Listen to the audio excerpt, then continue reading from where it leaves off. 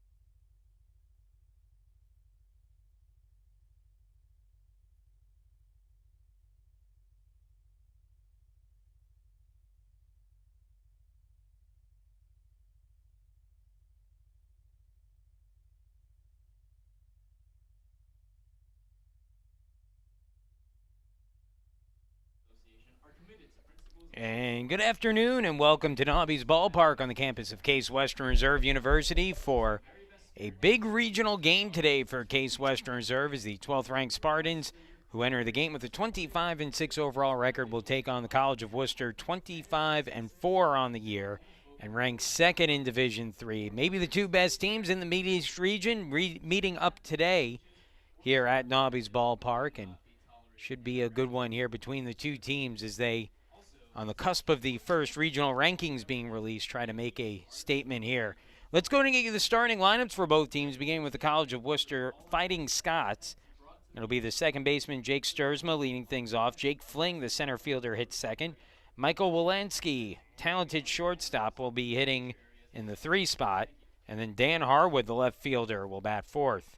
Garrett Crum playing first base and hitting fifth. Dan Gale, the catcher, bats sixth. Chandler Dittman, the third baseman, in the 7 spot.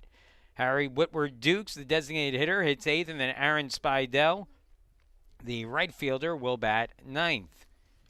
On the mound today for Wooster, Alec Hammond doing the pitching, a lefty. We'll tell you more about him on the bottom of the inning. He is 5-0 on the season, though, and he's off to a good start.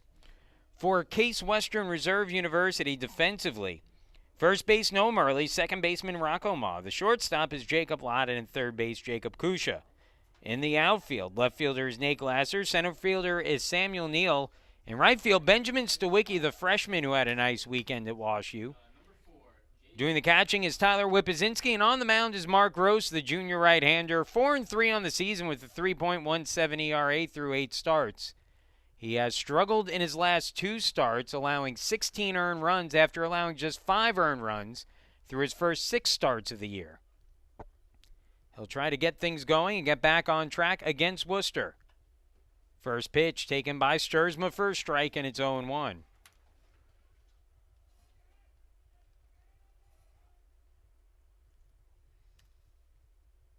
That one broke outside. It's 1-1. Gross has been hittable in his last 2 starts. And so trying to turn things around after what has been a rocky stretch, maybe one of the rockier stretches of his career. That one fouled off by Sturzman. It's a 1-2 count.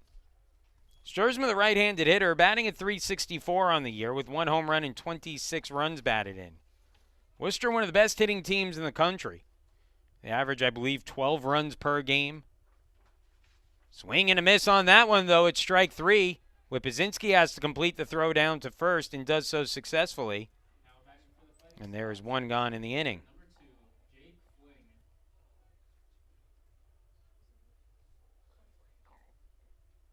So with 1 out now, Jake Fling to the plate. First pitch. Swung on, fouled off by Fling. And the count goes to 0-1. Fling batting at .328. In fact, every batter in the Worcester lineup is hitting at least .300 on the year. Fling, the low man, as he takes a called strike there at .328. He has 3 home runs, 25 runs batted in on the season.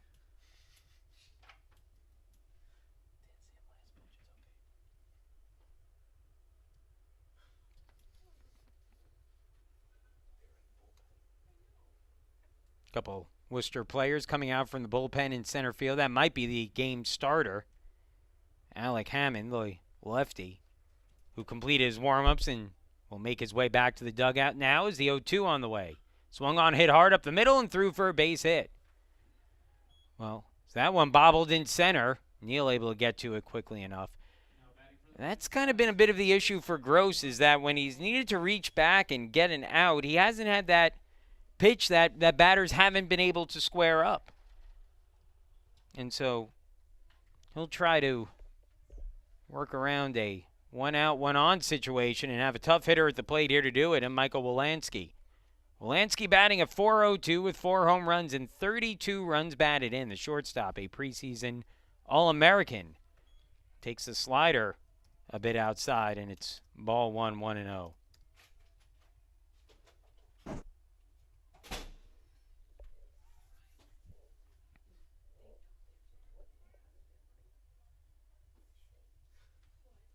Now the 1-0.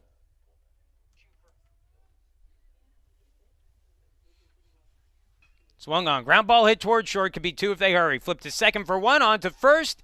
And it's a double play turned by Case Western Reserve. 6-4-3. And that ends the inning.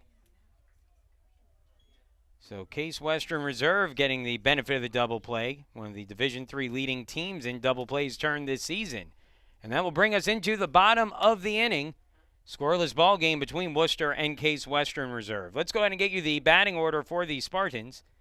Leading things off will be the center fielder Samuel Neal. Rocco Ma, one of the leaders in Division III in home runs this season. With 11, he'll bat second. Alex Capetillo has secured that DH spot for Case Western Reserve. He'll hit there and bat third. Noah Murley, the first baseman, hitting cleanup. Then Tyler Wipazinski catching and batting fifth. Nate Glasser, the left fielder, hitting sixth. Benjamin Stawicki, the right fielder, bats seventh. Jacob Kusha batting eighth, the third baseman, and then Jacob Lott, the shortstop, in the ninth spot. For the College of Wooster defensively, Garrett Crum at first base, second baseman Jake Sturzma, the shortstop is Michael Wolanski, and the third baseman is Chandler Dittman. In the outfield, left fielder Dan Harwood, center fielder Jake Fling, right fielder is Aaron Spidell. Dan Gale doing the catching today, and on the mound is Alec Hammond. Hammond 5-0 through 5 starts this season with a 3.18 ERA. In 28 and a third innings, he's given up just 23 hits for a .223 opponent's average. During that stretch, he has struck out 15 and walked 15. He's allowed 11 total runs. 10 of those have been earned. Hammond, a senior, again, a left-hander, 5'10", 185 pounds, out of Canfield, Ohio, Canfield High School. He'll continue his warm-ups here, as that indeed was Hammond, who came out of the bullpen in the middle of the inning.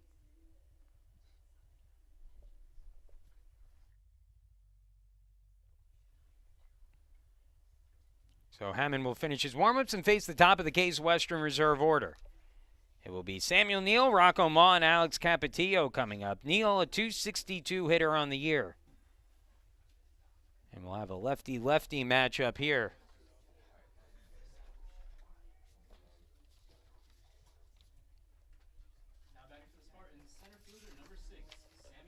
Neal has started every game in center field for Case Western Reserve this season and every game in the leadoff spot as well. After last season, not seeing a ton of action. He's hitting a little bit better against lefties than righties this season, batting .270 against left-handed pitching compared to just .258 against righties. But really the value for Neal is in his eye at the plate. They'll cheat him in at the corners, expecting a potential bunt here to lead the game off. Neal can lay them down occasionally. He takes the first pitch fastball, though, up high instead, and the count goes to 1-0 on Neal. Again, scoreless ball game in the first inning. Here's the 1-0. Called strike on the inside corner, and it's 1-1 on Neal. Neal hit a home run earlier in the season during the team's trip down to Lexington. The 1-1 on the way. Pitch misses down and in. It's 2-1.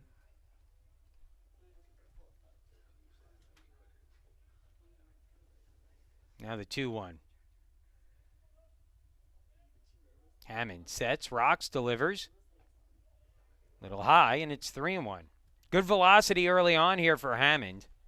Kind of throws his whole body into the pitch. It's an interesting delivery.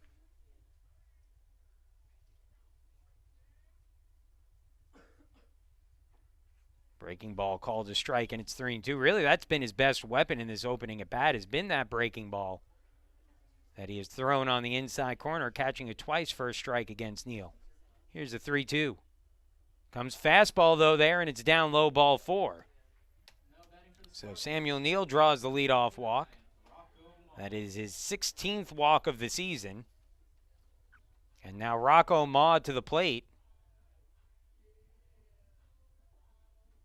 And we'll see if he can get something going here. Ma, a .383 hitter, 11 home runs, 31 RBIs. Dangerous situation here for Hammond. He throws a first pitch fastball down and in. He has had trouble locating the fastball early on. I believe has gone to it 5 times and missed each time. Neal takes a lead at first, but my guess is that he'll be patient until Hammond proves he can throw that pitch for a strike. And another fastball misses down and in. It's 2-0. Well, it's an interesting situation here for Ma because he's a very good fastball hitter, but really, I'm not sure that he's going to swing until he gets a fastball for a strike. 2-0 on the way. That one's outside, and it's 3-0. So 3-0 count on Ma now with a runner at first and nobody out.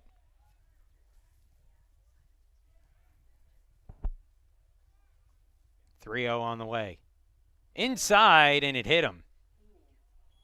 So Ma hit by the pitch, and it'll be first and second now with nobody out. Some early control issues for Hammond. He's thrown 8 of his first 10 out of the strike zone. As Alex Capetillo comes to the plate, talks to the home plate umpire briefly.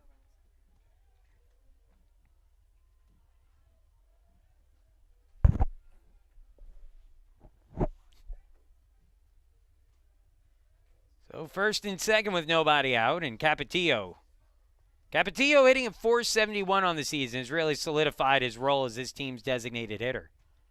They'll play him in at third in case he tries to lay one down, and a look back to second, probably as much to see if Capetillo would give the bunt away.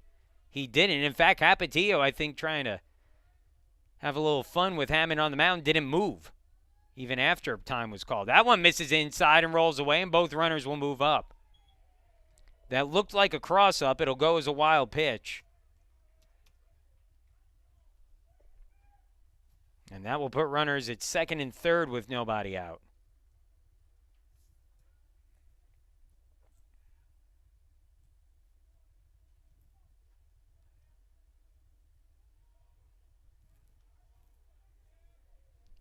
So 1-0 count on Capetillo and a chance to do some early damage.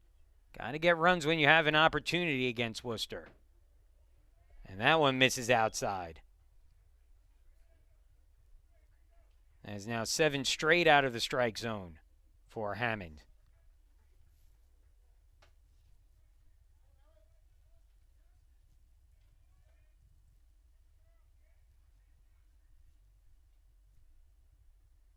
Down and in, gets away from the catcher. Neal coming home, no throw, and it's another wild pitch to bring across the first run of the game.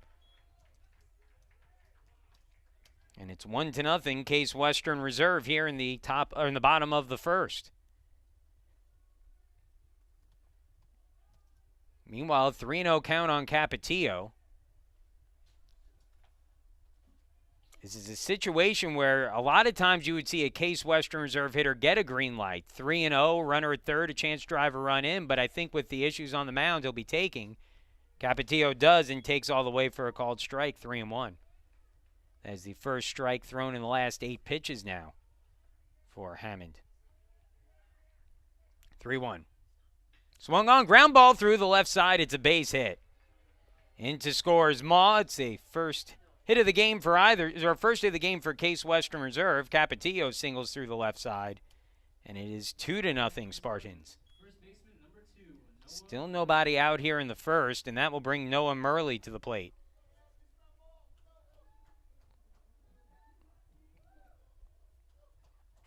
So Murley coming up, a .240 hitter on the year.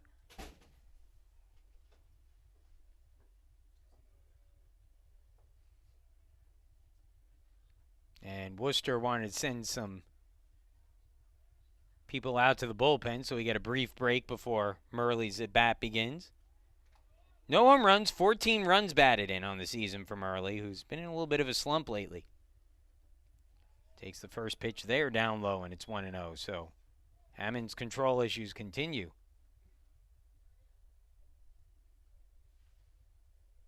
Oh, Wooster will send one of their pitching coaches out there. We have the numbers for the Wooster coaches, but on a cold day like today, the Wooster assistant is wearing his hoodie, so we don't have a number for him out there. I can tell you that's not Tim Petterini, who's one of the all-time greats in Division III coaching. 1,198 career wins for Petterini. 2 shy of the 1,200 mark for his career. He's 5th in Division III history in victories. He's coached for the last 37 years. All at Wooster.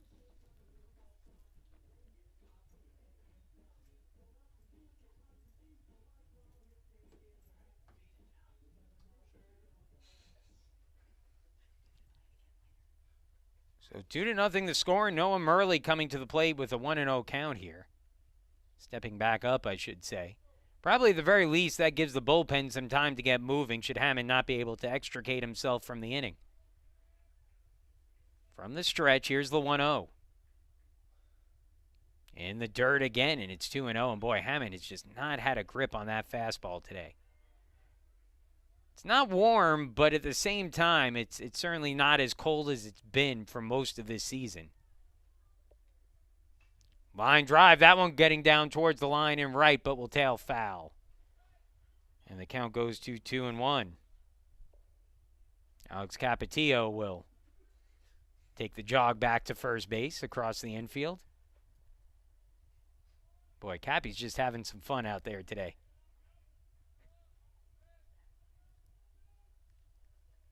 Here's the 2-1. Swung on, line drive, hit towards short. Easy play for Wolanski, and he makes the catch for the out. And that is the first out of the inning.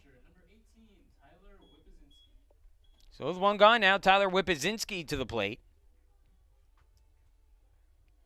Whip a .274 hitter on the season. 8 doubles, 4 triples, 4 home runs, and 27 runs batted in. But he's been sitting on those extra base numbers now for a while. After all he was getting early on in the season was extra base hits, he's still getting his share of hits, but most have been of the singles variety. Misses down low for a ball, and it's 1-0.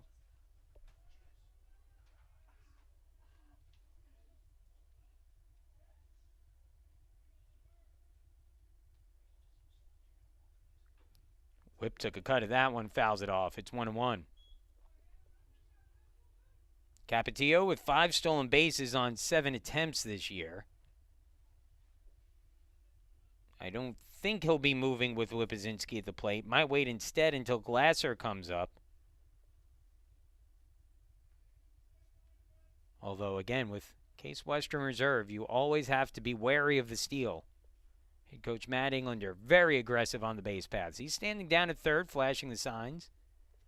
Now the 1-1. Hammond delivers. Swung on, ground ball hit hard towards third. Could be 2 if they hurry. To second for 1, on to first. And it is a double play. 5-4-3 turned by Wooster. And that gets the Scots out of the inning. But the damage done in the frame. Case Western Reserve scores 2 runs on a hit.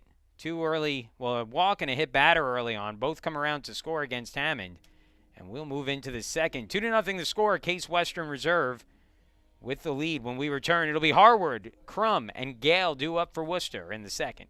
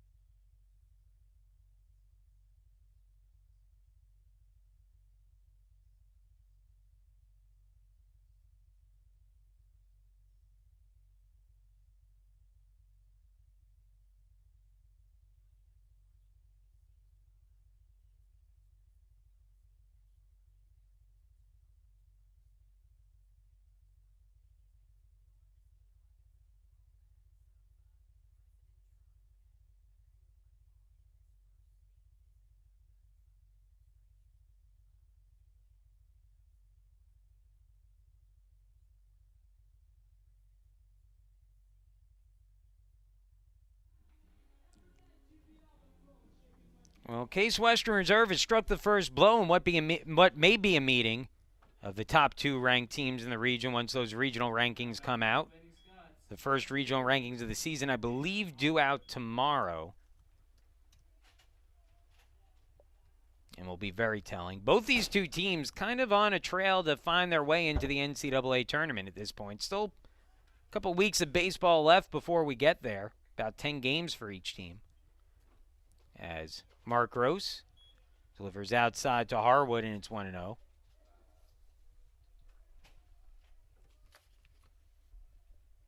But again, both these teams have put themselves in a good position. Harwood rips that one into left field, and it gets down in front of Glasser for a base hit. No surprise there. Harwood, a .445 hitter with 10 home runs and 52 runs batted in this season. And leads off the inning with a hard hit line drive. And now the batter will be Garrett Crum, the first baseman for Wooster, a .377 hitter. He has 7 home runs and 52 runs batted in. And if I'm not mistaken, homered last year when these two teams faced each other. First pitch breaking ball taken for a called strike.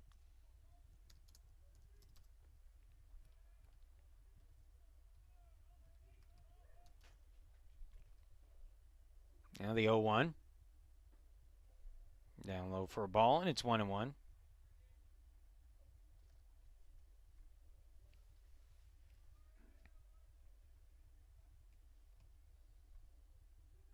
Curveball. Chopper hit towards short. Slow roller to second for 1. Back to first. Not in time. They call him safe at second also? They did. So the runner was safe at second base as well. They'll say the throw from Lott pulled him off. So that goes a fielder's choice and an error on the shortstop Lott. So nobody out in the inning.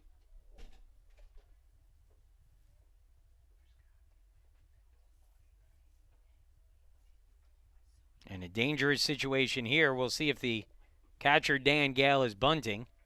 Didn't show any signs of it as the count goes to 0-1.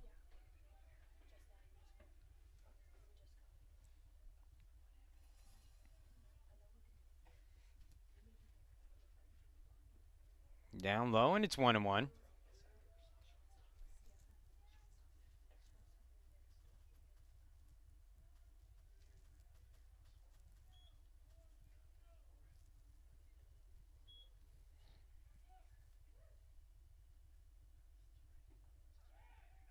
Throw down to second, back pick, not in time.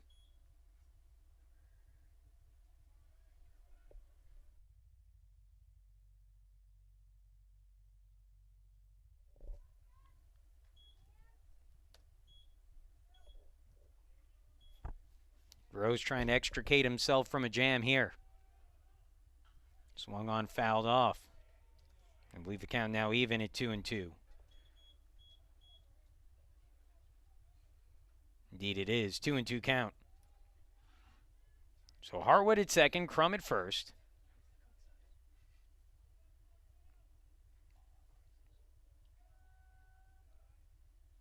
That one grounded up towards the middle. Ma knocks it down, keeps it in the infield. That'll hold the runner at third, but it'll be a base hit there for Gale. And the trouble continues as the base is now loaded. Great job by Ma, who almost came up with that one cleanly. But instead, just able to keep it in the infield, hold the runners there, and now Case Western Reserve have to buckle down here with the bases loaded and nobody out. Chandler Dittman at the plate. First pitch fastball up high, 1-0. Dittman, the third baseman, he's a .370 hitter. 16 runs batted in.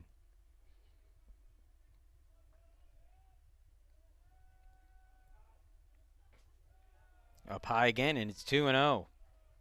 Bit of a tough luck inning here for Gross. Gave up a leadoff single, hard hit ball by Harwood, but since then, a couple of, an error and an infield hit have loaded the bases. And when it's a called strike taken on the inside corner. Dittman, the left-handed hitter, one of 2 lefties in the lineup for Wooster, along with Harwood. 2-1 from Gross. Just misses. Ball 3, 3-1. With no place to put Dittman.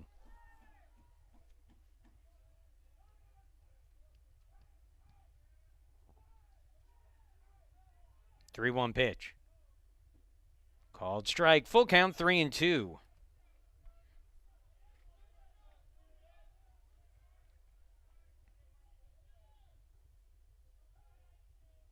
Now Gross comes set. Here's his 3-2. Lifted foul and out of play.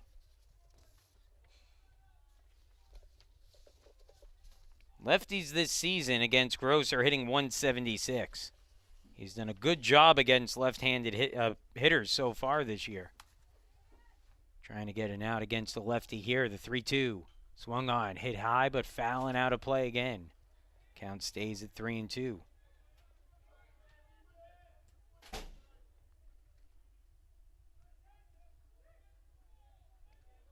Dittman, the 7-hitter in the Wooster lineup, but it's a dangerous lineup all through.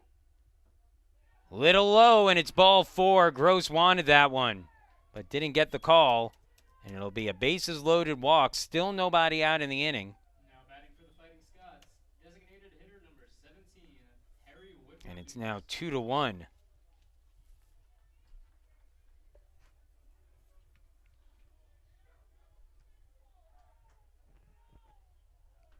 The batter now, Harry Whitworth Dukes, a .415 hitter on the season. 1 home run, 14 runs batted in. Whitworth Dukes, first pitch taken down and in for a ball, 1-0. Well, where you have to be a little bit upset with yourself there is if your Gross was not on ball 4 of that at-bat, but it was the first 2 pitches that he missed with in that at-bat that probably put him behind from the start. That one fouled back, and it's 1-1.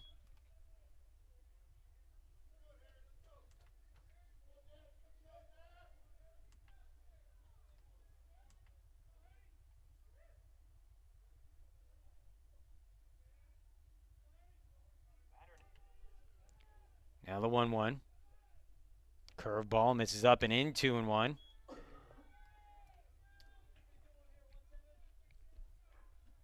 Still nobody out in the inning. Bases still loaded. Crum at third, Gale at second, Dittman at first.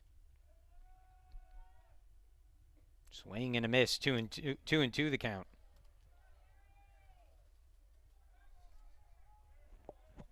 Case Western Reserve leading 2-1, but in a world of trouble here.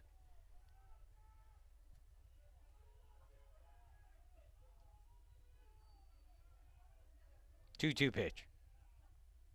Swung on, ground ball hit towards the hole at second. Ma has it. His only play is at first. Gets it there in time to get the out, but we're all even, 2-2 the score. Now batting for the Fighting Scots. So Whitworth Dukes out 4-3, but a run comes in. 1 out in the inning now. And the batter at the plate will be the 9-hitter, Aaron Spidell. Spidell getting the start here today, his first start of the season. A .450 hitter on the year.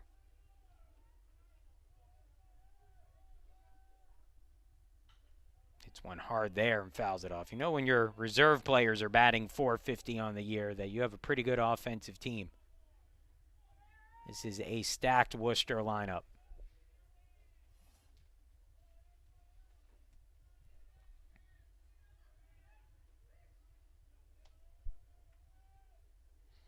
Now the 0-1. Crank fouling out of play, 0-2.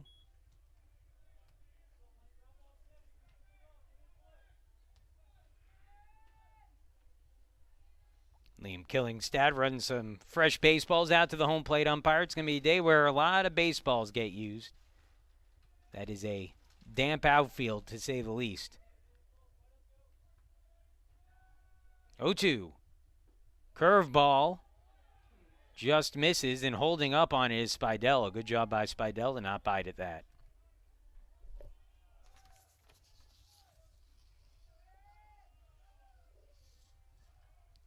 Spidell, the sophomore of Mount Eaton, Ohio. Grounds that one towards the middle. Maw knocks it down, but it rolls through anyway into center field for a base hit. 1 run in, 2 runs in. It'll go as a 2 RBI single for Spidell. Dittman and Gale both come across, and it's now 4-1 Wooster. Now batting for the Fighting Scots, second baseman number 4, Jake Sturzma.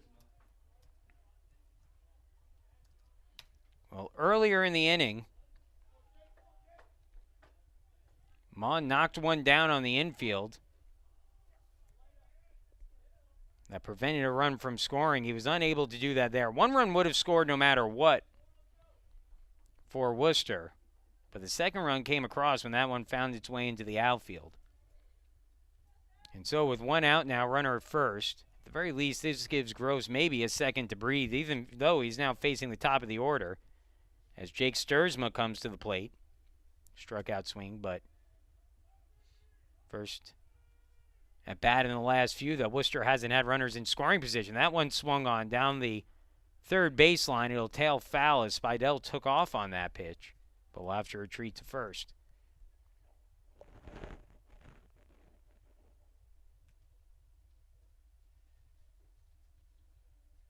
It was the only play Whippazinski had on that one. Would not have had a chance to get either of the two base runners should that one have stayed fair.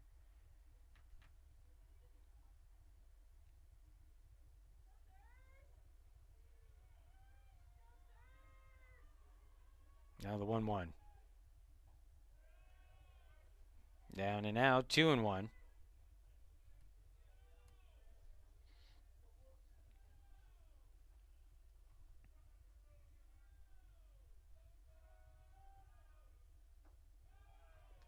That one just misses, 3-1.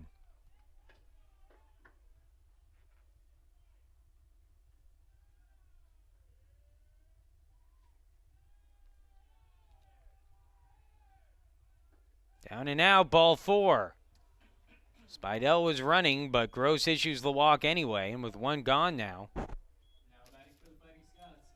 there'll be 2 on. Starting to get into that dangerous, or I should say that more dangerous portion of the Wooster lineup. I'll bring Matt Englander out to have a talk with Mark Gross, and it looks like the bullpen will get going here for Case Western Reserve. So we'll see who the option is out of the bullpen. I would imagine it's going to be Corey Brown today. And it is the lefty Brown who will begin to throw in the bullpen. It's been a struggle here in the second for Gross. Again, nothing particularly hard right now, but he just cannot get out. A hard hit single to start the inning. Then an error.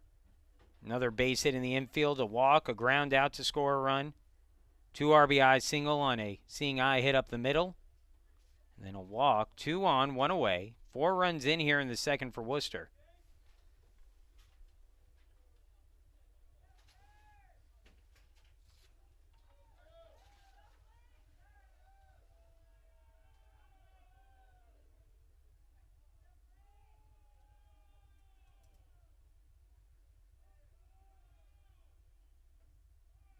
Fastball let her high on the outside corner for a called strike after the meeting. Jake Fling hitting at .333 on the season. Singled in his first at bat of the game back in the first, but was erased on a double play. One down low, and it's 1-1.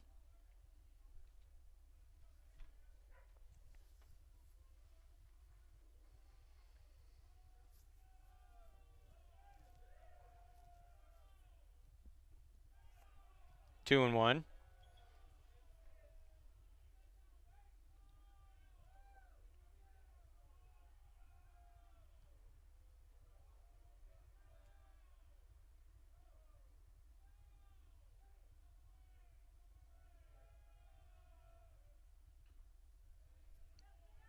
Fouled off there, and it's 2-2. Gross started against Washington University on Friday, so he's pitching on what would be considered normal rest, although I always think that's a little bit of a misnomer when you talk about a Division III pitcher who typically is not going every 5th day.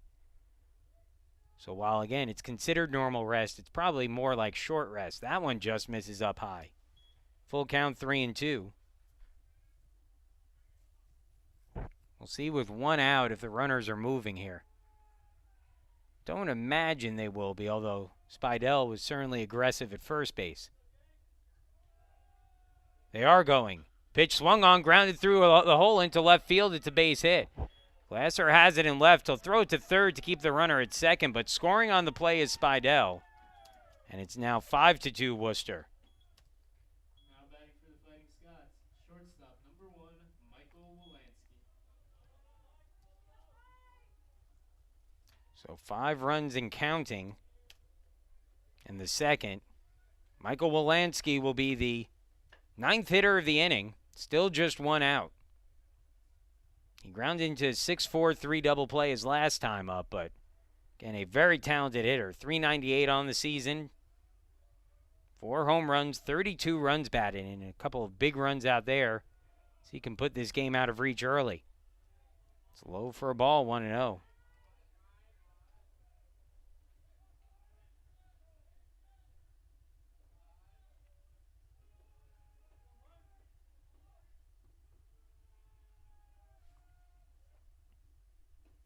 Inside corner, called strike 1-1. This has not been the same Mark Gross that we saw through his first 6 starts of the year. His last 3 have been rocky, to say the least. A career worst start against NYU. Struggled last week against Wash U, giving up 6 runs in that game. So that's down low, ball 2, 2-1. And has allowed 5 so far against Wooster, 4 of them earned.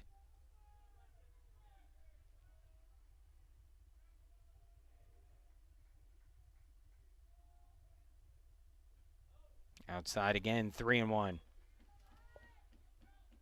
Corey Brown is throwing in the bullpen, but he looks like he's warm and ready to go. He's kind of just throwing a pitch occasionally to stay loose.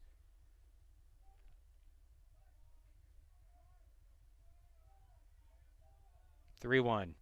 Inside ball 4, and that'll load the bases again. And we shall see if Gross faces another situation here with the bases loaded, or if Matt Englander goes to the bullpen. It is a lefty coming up in Dan Harwood. And yeah, Coach Englander will go to the bullpen. So Mark Gross struggling again here today. Will leave the game with 5 runs in for Wooster in the second inning. And the bases still loaded, all on his account. Corey Brown coming in for Case Western Reserve, I believe. Well, let's see. This might actually be Scott Kutschke coming in. And it looks like it will, in fact, be Kutschke. So Scott Kutschke coming in from the bullpen instead. He will take over for Mark Gross. 5-2 the score. Wooster on top when we return.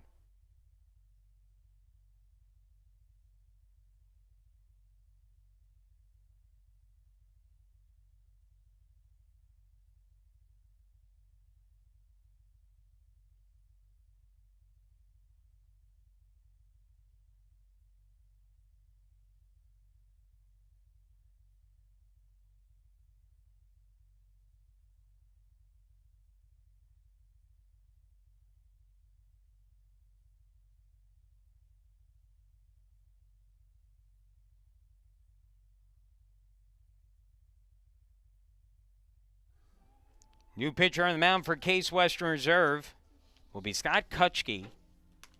We'll try to neutralize this Wooster lineup. 1 out in the inning. Kutschke has done a good job inducing ground ball double plays this season. But if he can get into the bottom of the second inning with Wooster only leading by 3 or 4 at that point, he would have done a pretty good job. On the season, Kutschke 11 appearances, all out of the bullpen. He's 4-0 with a 1.61 ERA. He has 1 save during that stretch as well. Kutschke, 28 innings pitched, has allowed just 29 hits for a 271 opponent's average. He's given up just 7 runs, 5 earned in 28 innings of work. Struck out 20 and walked just 7. But his immediate task will be to retire the man who has been the toughest out in this Wooster lineup this season, and Dan Harwood. Harwood is sophomore, 6'3", 210 out of Brecksville, Ohio. He's batting .450 this year after a single his first time up. That came earlier this inning. He came around to score the first run of the game for the Scots.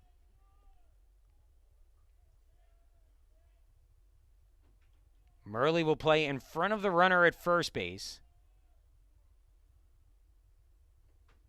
as the first pitch from Kutschke misses down and out, ball 1.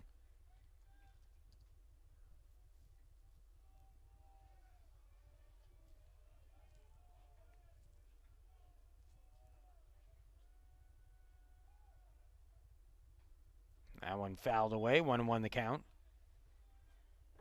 You look at Harwood at the plate, and he almost looks like a spring up there. He kind of wraps the bat far back in open stance. He kind of loads up and takes a hack.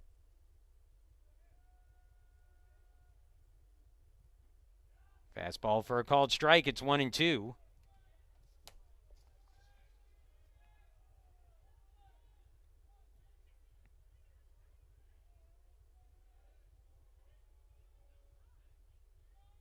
Now the 1-2.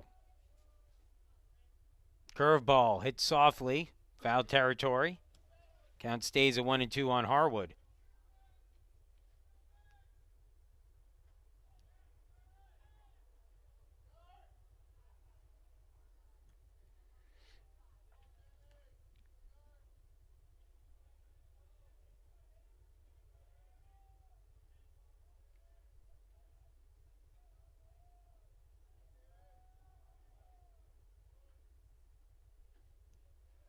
Little outside, and it's 2-2. Harwood has walked 15 times through 28 games played this year. Bases loaded, one away. Top of the second. Outside, ball 3. Full count, 3-2, so Harwood has worked the count back full. We've already seen one bases loaded walk this inning. Dangerous hitter to have to throw a strike to. But he did a good job holding up on a few earlier pitches and takes that one outside, ball 4. So a walk from Kutchke brings across the 6th run of the inning and the game for Wooster. It's now 6-2.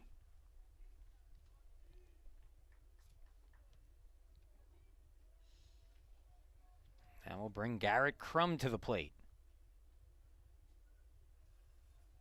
Crum reached on an error his first time up. Fouls that pitch back, 0-1.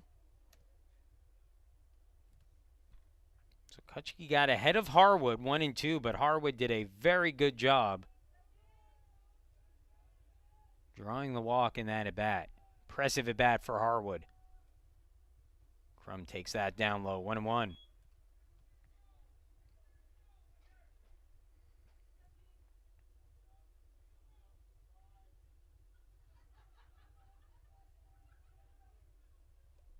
Here's the 1-1 pitch. That one lifted in the air, deep towards left field, chasing Glasser back, and it's off the grass and onto the warning track.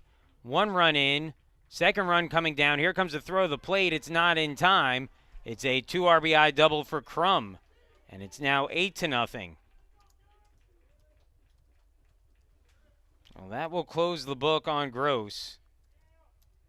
And again, it's not pretty. An inning and a third, 8 runs, 6 earned on 5 hits.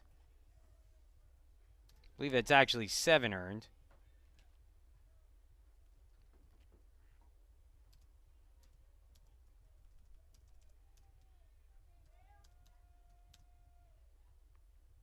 That one hit in the air towards right. Stawicki back, reaches up, makes the catch. Tagging at third, and coming in to score is Harwood. Sacrifice fly there for Gale, and it's now 9-2 Wooster. Now batting for the Fighting Scots, third baseman number 29, Chandler Dittman.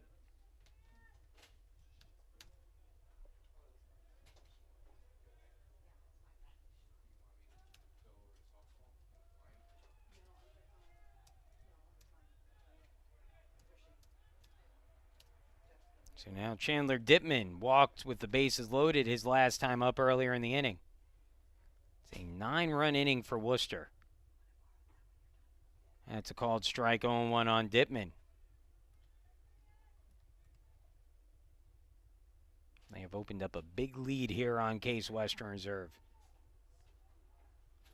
Swung on ground ball foul down the first base side, 0-2.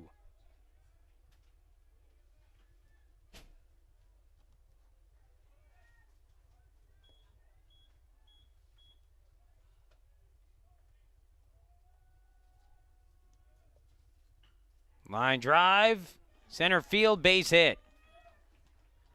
Crum in to score. RBI for Dittman on the single into center. Now batting for the Fighting Scots, designated hitter number 17, Harry Whitworth-Dukes. And the score now 10-2.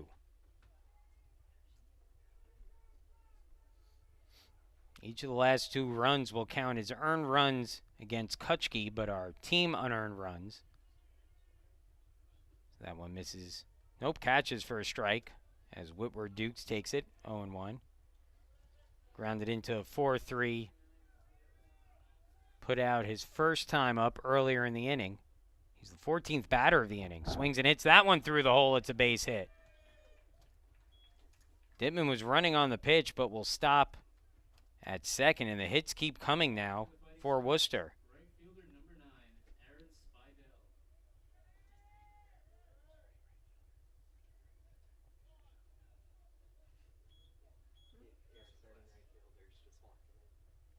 And so the batter now will be Aaron Spidell.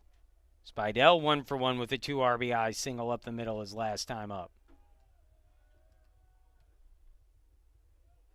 Taken down low for a ball, 1-0. Well, you're seeing why Wooster is one of the top teams in the country here. Their bats have come to play today. That's a called strike, 1-1. But this is what they've done all season. They average 12 runs a game. It's a great offensive team, and they have shown it here so far. A 10-run second inning.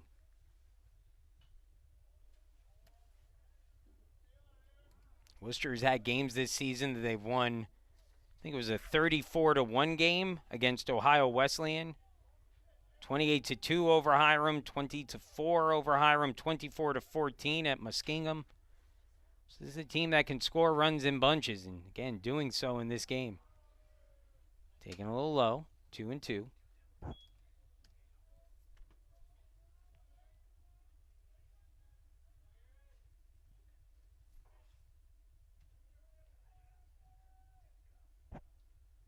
Two-two pitch. Just got a piece of it and might have caught Whipzinski there a bit. He did, and that's why the home plate umpire is going to go out and hand the ball to Kutchke himself. As Whip will shake it off, he seems to be okay.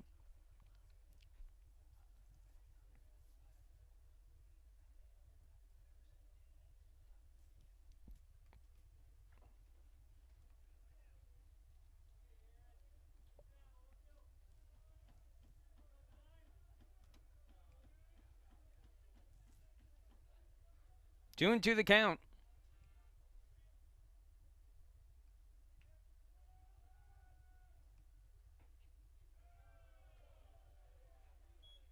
Ball 3, full count, 3-2. Walk here would load him up for the leadoff hitter, Sturzma, who will be getting his third at bat through the first 2 innings. And it is taking a little low, ball 4. Kutchke wanted it but couldn't get the call. Second walk for Kutchke. Now batting for the Fighting Scots, second baseman number 4, Jake Sturzma. And so Sturzma, who's already been to the plate twice today, a strikeout swinging in the first and a walk in the second. He scored a run already this inning. And we'll pop that pitch sky high, but fouling out of play. 0-1 on Sturzma.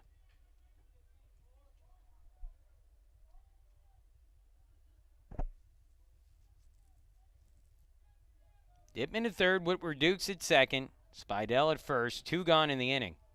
Been a nightmare inning for Case Western Reserve. 10 runs in already for Wooster.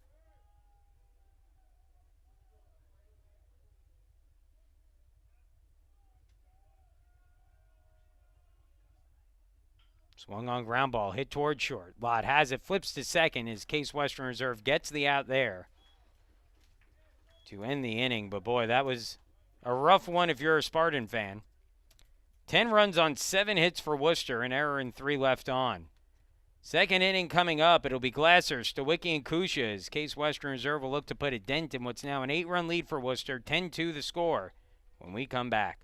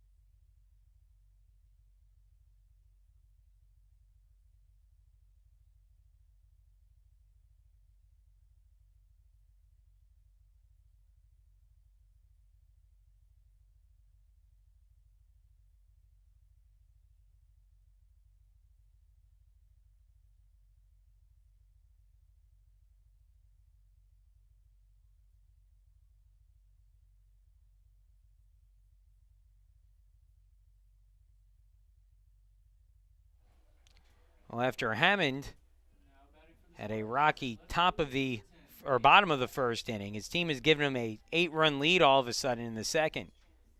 10-2 the score. Wooster on top after a 10-run second inning. And he now has some leeway to work with here as he faces the 6, 7, and 8 hitters in the order, Glasser, Stawicki, and Kusha. First pitch, and Hammond misses outside, ball one.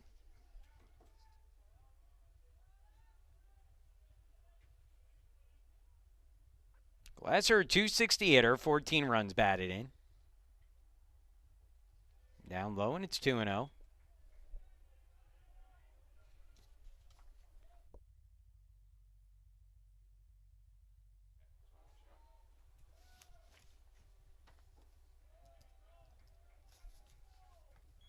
Three and 0.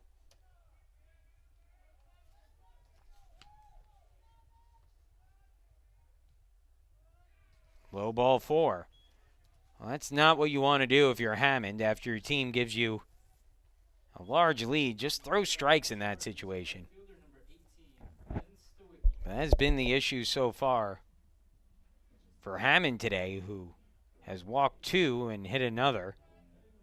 The hit batter was Rocco Mon. It was a 3-ball count anyway, so. Stawicki at the plate.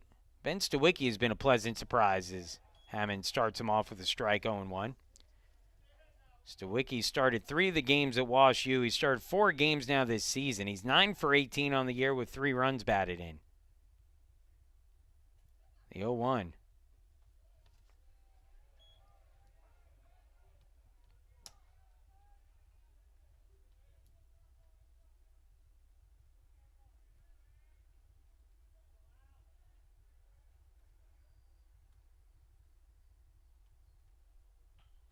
And that one popped up towards second base. Easy play there for Sturzmo, who makes the catch for the out. There's one gone in the inning. Third baseman, number 19, Jacob Kusha. So I'll bring Jacob Kusha to the plate. Kusha hitting a .241 on the year. Missed his first game of the season on Sunday. Wasn't feeling well, so sat out on Sunday after starting the first 30 games of the year. Takes that up high for a ball, 1-0.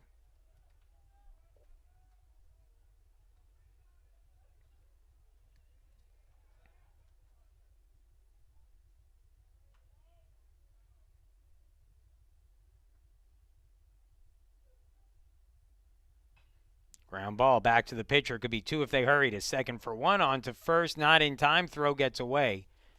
And Kusha will turn the corner and head towards second. So that'll go as a error and a fielder's choice for Kusha. I believe the error on the shortstop there on the throw.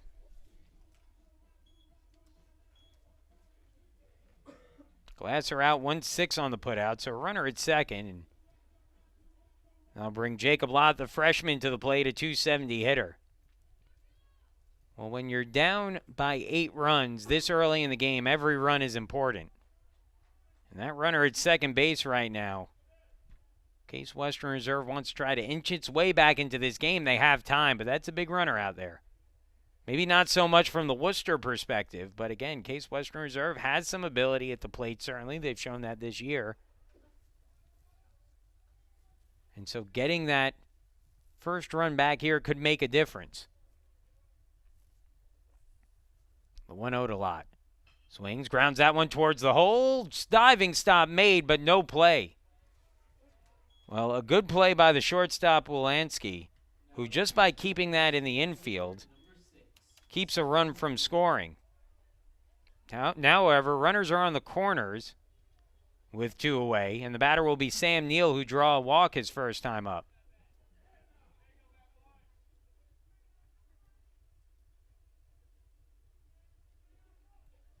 So Lott at first, Kusha at second. Let's see how aggressive Lott gets here. He's stolen 5 bases on 6 attempts this year.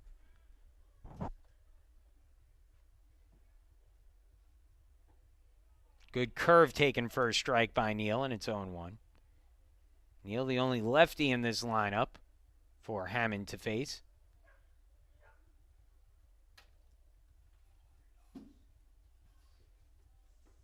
Another good breaking ball, called strike, and might be the first time today that we've seen Hammond go ahead on a hitter 0-2. Picked a good time to do it. I got to imagine Lott is running here with 2 strikes. He's not. Pitches in the dirt for a ball, and it's 1-2.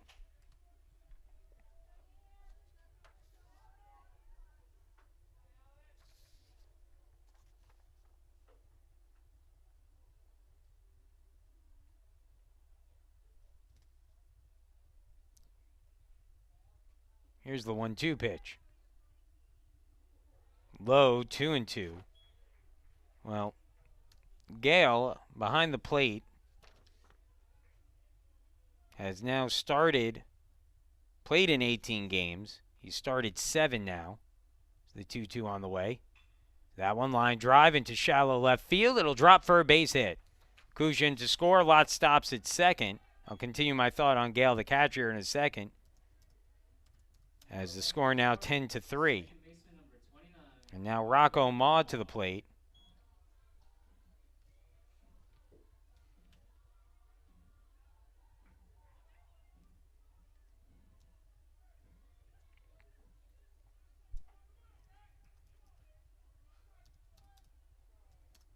Maud hitting at .383 on the year.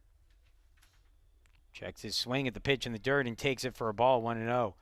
The reason why I mentioned Gale, he started, again, now 7 games on the season. Just 4 stolen base attempts against him this year. And he's allowed just 1 on those 4 attempts. So that's probably why Case Western Reserve is being a little patient on the base paths here. That one grounded up towards the middle. Wolanski has it. He'll take it to the bag himself. Beat Neal there. And get the final out of the inning. And so Neal retired on a 6 unassisted. We'll move into the 3rd inning. It is 10-3, Wooster leading. Case Western Reserve will try to stem the tide here, but do it against Fling, Wolanski, and Harwood. 2, 3, and 4 in the Wooster order when we return.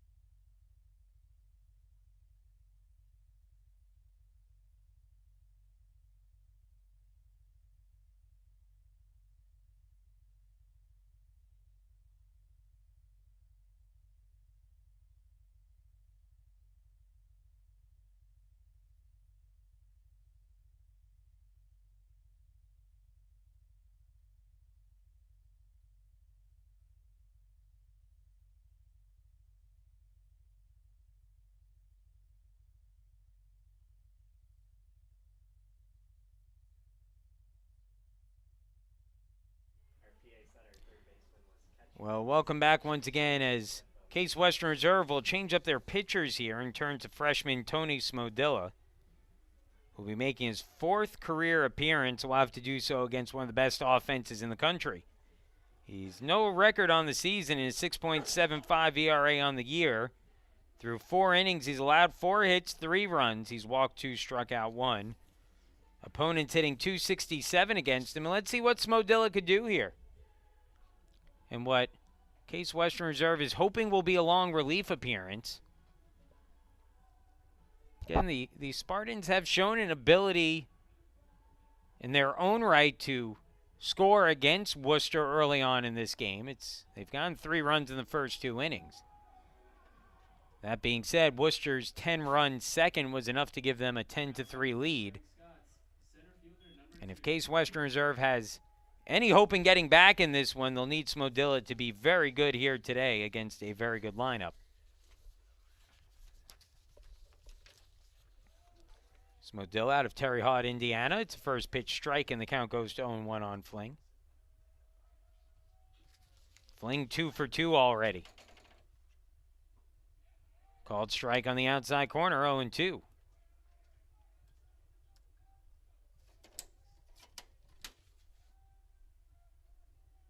Now the 0-2. Little slider misses outside. It's 1-2. Fling a single in the first, a single in the second.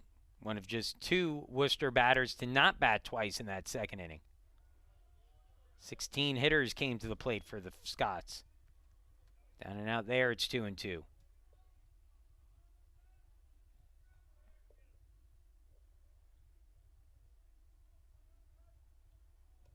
2-2 pitch. Ground ball hit back up towards the middle. Lott on the run, throws to first in time to get the out, and there's one gone. Slow roller and Lott able to get to it. And so there is one retired here in the third. The batter now, Michael Wolanski. Wolanski, the three-hitter in this lineup. He's 0 for 1 today with a walk and a ground out to short, but actually a ground ball double play to short his first time up. But Wolanski, one of the most talented hitters in Division III.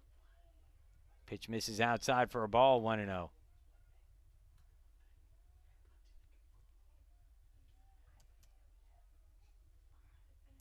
One-0 is up high, 2-0. I believe for his career, Wolanski now 2 hits shy of 200 for his career, 1 hit shy of 200 for his career. Thank you to Kevin Smith, Sports Information Director over at Wooster, who's sitting next to me today. Pops that one sky high and should be playable in the infield. Maw there. Has a better angle at it, so he calls off Murley and makes the catch for the second out of the inning. Now batting for the Fighting Scots, left fielder number 20, Dan Harwood. Well, Smodilla adding worth to the adage that good things happen when you throw strikes. He's retired the first 2 batters he's faced, but a tough hitter here. Once again in Harwood, who is 1 for 1 with a run scored and a bases-loaded RBI walk, both in the second inning. He fouls back the first pitch, and it's 0-1.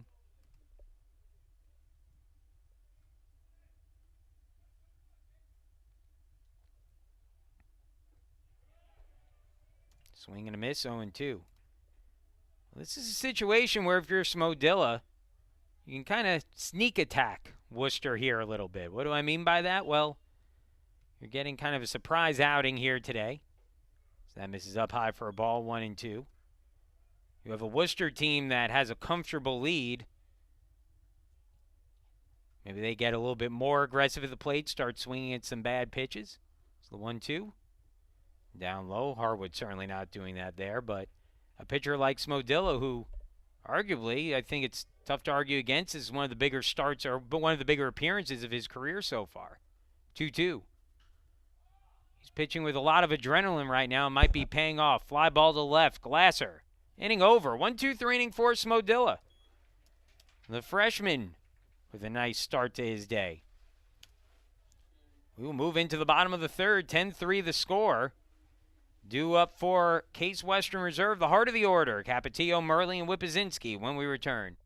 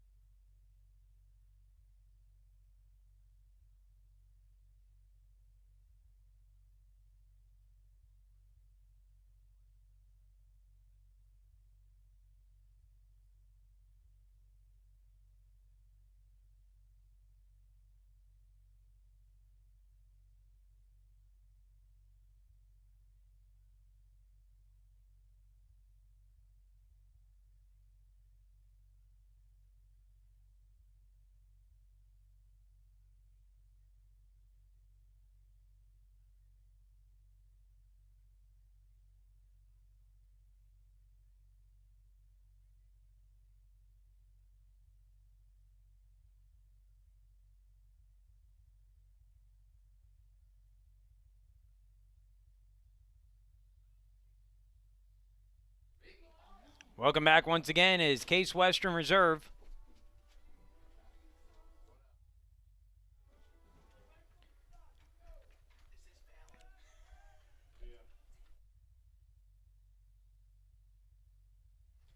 Capetillo takes the first pitch down low for a ball, and it's 1-0. Well, Case Western Reserve has scored in each of the first 2 innings against Hammond. That one in the dirt, 2-0 on Capetillo. Cappy has one of the 3 Case Western Reserve hits in the game, an RBI single back in the first.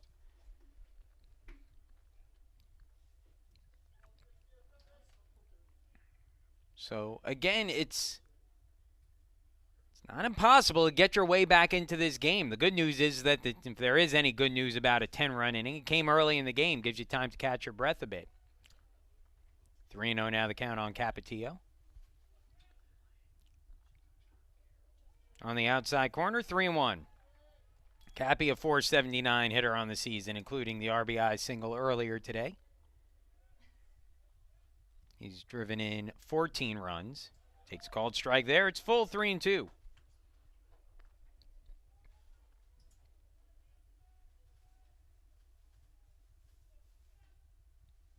Ground ball hit up towards short. Wolanski bobbles it. And Capetillo reaches on the error by the shortstop.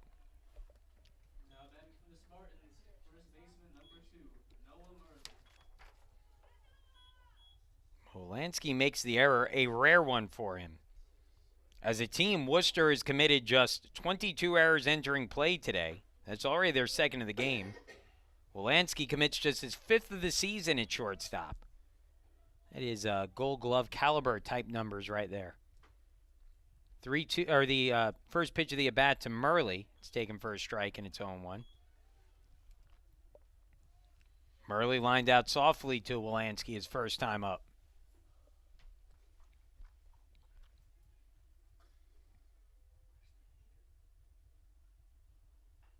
Chopped foul. 0-2.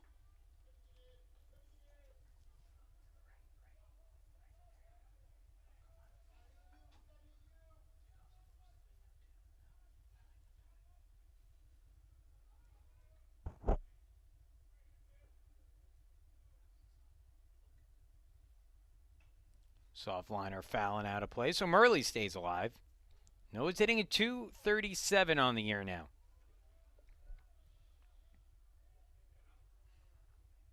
Murley, a ton of talent. Still, I think, learning how to approach college pitching at the plate at times. That one's fouled back, 0-2.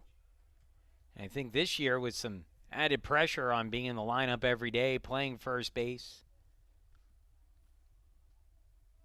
average has dipped a little from where it was last year. Here's the 0-2 to Murley. Down and out for a ball, gets all the way away from the catcher, and Capetillo moves up on a wild pitch. Meanwhile, 1-2 now on Murley.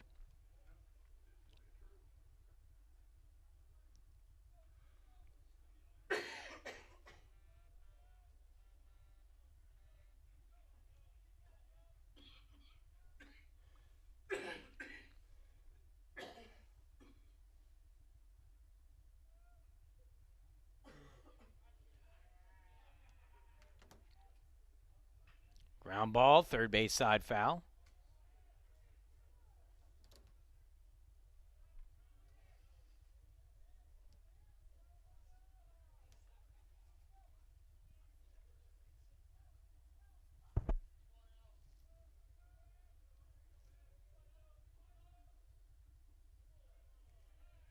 Two and two. All of a sudden, Murley, who fell behind early in this at bat, has put together a pretty nice little time at the plate here. 8th pitch of the at bat coming up.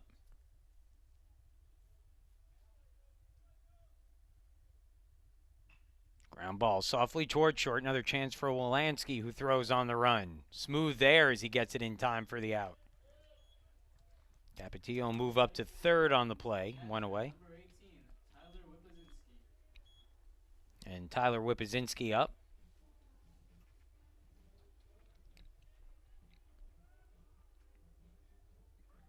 Whip 0 for 1, grounded into a 5-4-3 double play back in the first inning.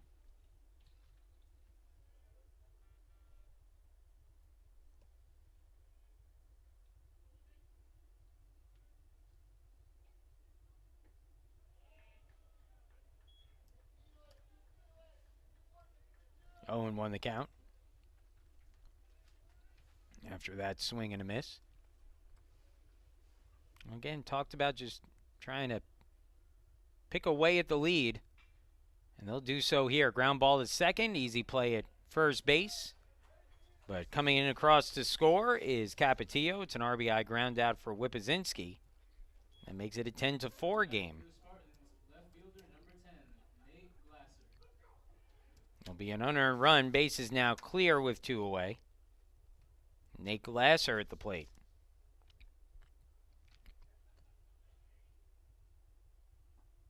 Called strike to Glasser, and it's 0-1. Hammond's starting to look a little bit more confident.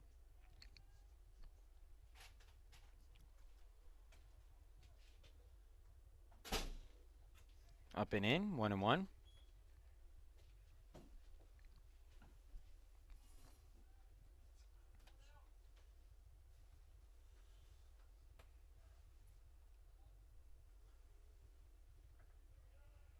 That one's low, 2-1. Well, this is not the batter that you want to walk if you're Hammond here. To be fair, Glasser, a great eye at the plate, 17 walks this season, but a major stolen base threat. That one grounded down the third baseline. Nice diving stop, long throw to first, and the throw gets away. That'll be an infield hit for Glasser. Although certainly that was a lot closer, and I think a good throw gets him, but boy, a tremendous play at third base by Chandler Dittman. So Glasser on at first now, and again, we've seen Case Western Reserve not be aggressive on the base paths today, as is normally their MO. You know, they need base runners and certainly don't want to risk getting thrown out. But that being said, still enough time in this game that you can get a run here, run there. Each run's still important. That one taken low to Stawicki, and it's 1-0.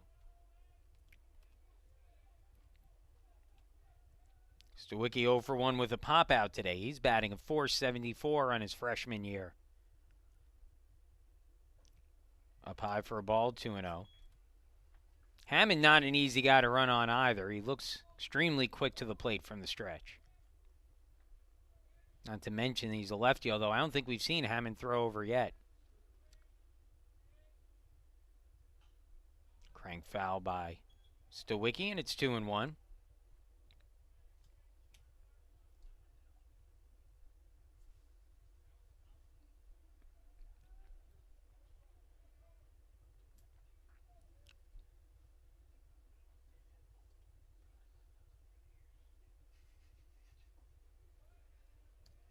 Three and one.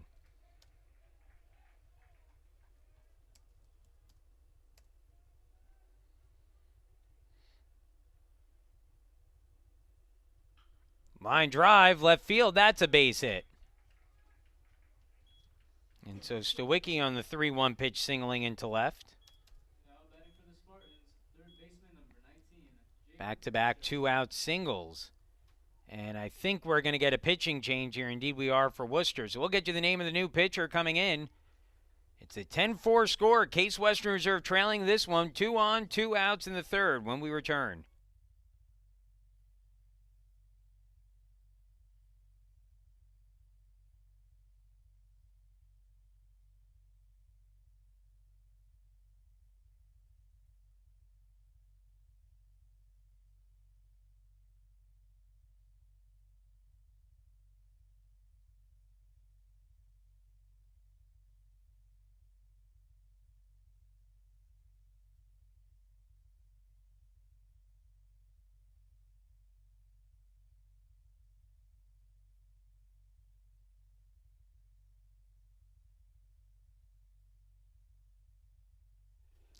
Welcome back once again as Case Western Reserve trailing by 6, and new pitcher on the mound for Wooster will be Max Lackner.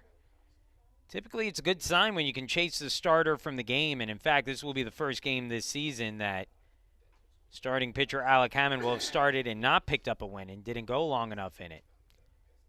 However, 10-4 score, 2 on, and Max Lackner coming in, and Lackner has been a talented pitcher, good pitcher this year for this Wooster team. 1-0 record, 1.88 ERA, 12 games, all out of the bullpen. He's thrown 14 in the third innings, giving up just 13 hits and striking out 12.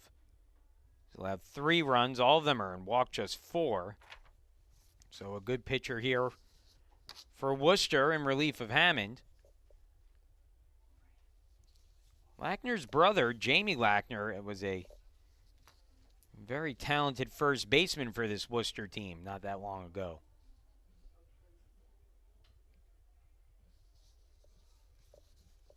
Max Lackner, a sophomore out of Westlake, Ohio, on the west side of Cleveland.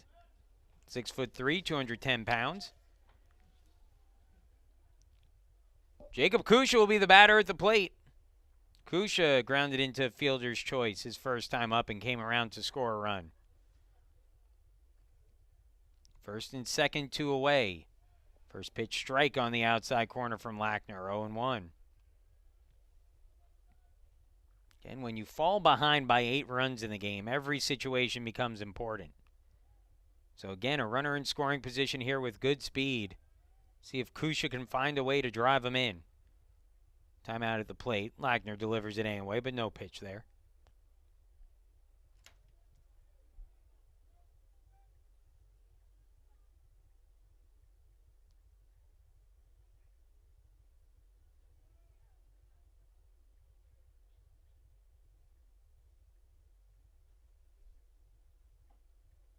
I'll miss outside, 1-1.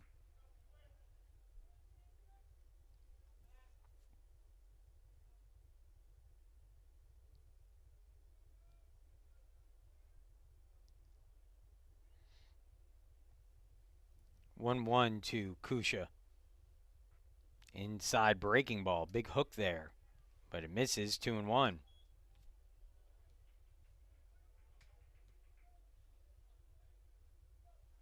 Kusha, a .239 hitter on the year. Average is low for him. But he's been hitting some balls fairly hard the last few weeks, despite not having a ton of hits to show for it. Outside, 3-1. Freshman Jacob Lott waits out on deck. He has a base hit already today. Kusha's got to be ready to jump on this 3-1 pitch, though, if it's in the strike zone. It's not. Outside, ball 4, bases loaded. So a walk will load them up, and now all of a sudden a situation with 2 outs where you almost feel like if you're Case Western Reserve, you have to cash in this situation. That being said, a young hitter at the plate in Jacob Lott, but one who has had a good freshman season. Lott now hitting a .276 after singling to shortstop his first time up. 2 home runs, 19 runs batted in for Lott, who has hit out of the 9 spot for the overwhelming majority of the season. Takes that one up and in from Lackner, and it's 1-0. Well, now even a base hit here can drastically turn the tide of this game. The 1-0. Inside, 2-0.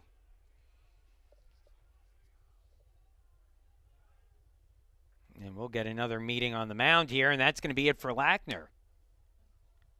Well, head coach Tim Petterini wasting little time, unhappy that his reliever Max Lackner was not throwing strikes, so he'll go to the bullpen and try to find someone who can. Bases will be loaded. New pitcher for Wooster coming in when we return.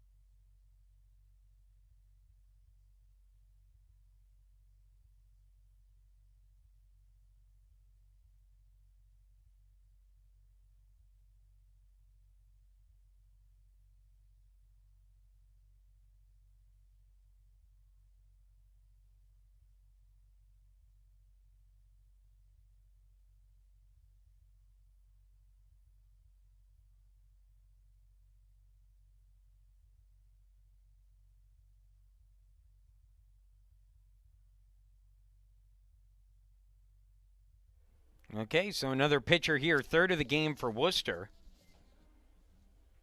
And Wyatt Lynn, the junior left-hander out of Boulder, Colorado, will check into the game. He'll come in with the bases loaded, 2 away, and a 2-0 count on Jacob Lott at the plate. Lind on the year making his team-high 19th appearance of the season. He's 1-0 with a 2.76 ERA. Through 16 and a third innings, he's allowed just 13 hits, opponents hitting only 217 against him. He has struck out 14, walked 8, and given up 5 runs all earned.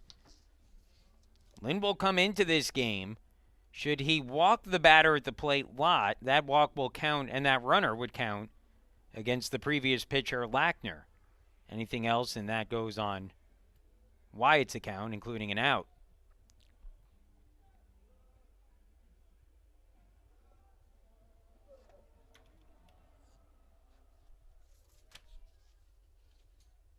So Lott at the plate, ahead in the count here, 2-0.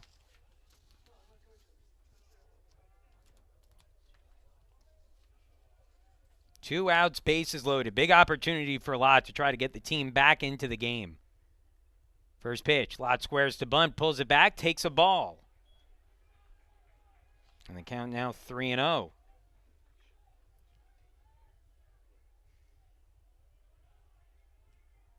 Now the 3-0 pitch. Called strike on the lower inside corner, 3-1.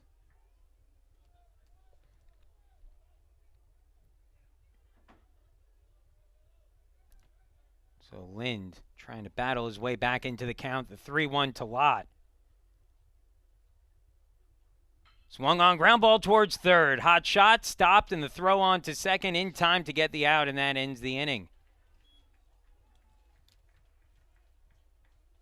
So Case Western Reserve loads them up with a 2-out rally, but can't score for that. Does get a run earlier in the inning, but Lott's ground out ends it.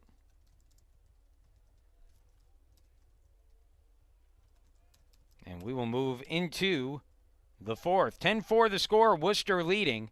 Crum, Galen, Dittman due up when we return.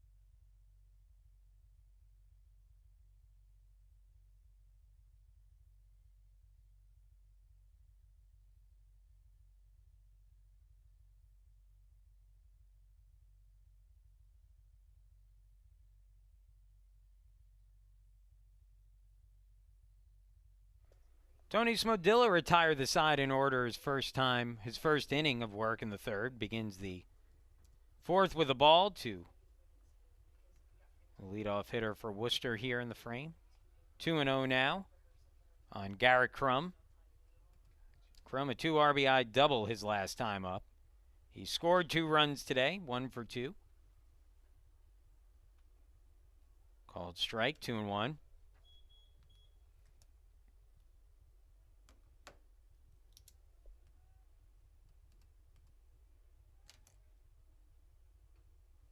Three and one. Well, Smodilla's got to be aggressive in the strike zone. Still a 6-run game.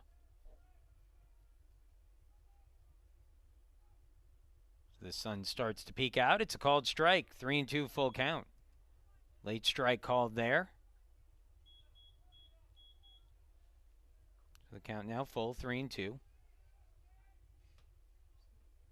Here's the 3-2 pitch. That one low, ball 4. So Smodilla issues the walk.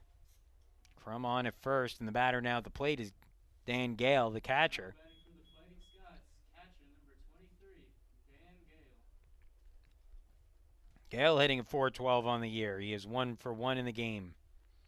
A single and a run scored in the second to go along with the sacrifice fly later in the second. Pitch up high to Gale. It's 1-0. 10 runs on 8 hits, 2 errors for Wooster. 4 runs, 5 hits, 1 error for Case Western Reserve. Called strike, 1-1. The margin for error for Tony Smodilla at this point is slim. Pickoff attempt down at first. Crum dives back in.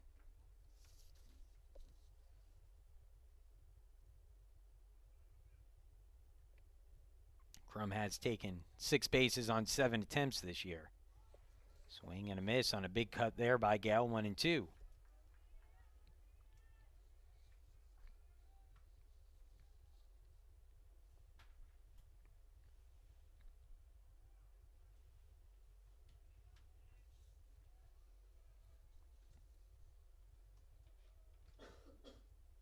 One-two pitch.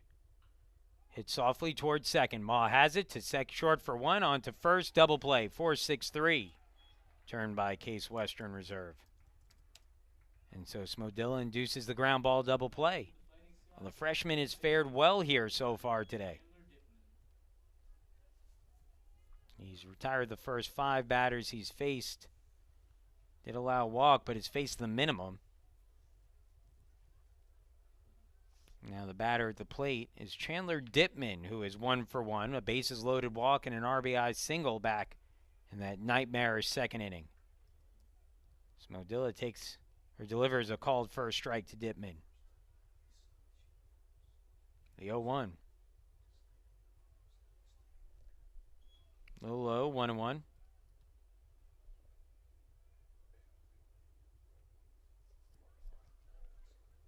The 1-1 pitch. Down and out, 2-1.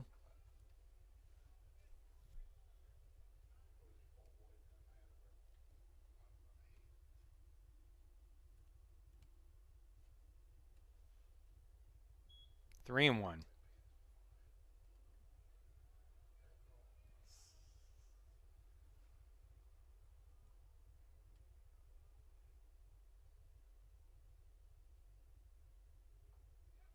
Called strike, full count. This is an opportunity if you're Smodilla to really earn some more innings going forward. He'll deliver his 3-2 pitch. Called strike 3, and that gets Dittman down looking. Second strikeout of the game for Case Western Reserve pitching. We'll move into the 4th. Top of the order for the Spartans, who trail by 6. It'll be Neal, Ma, and Capetillo due up when we return.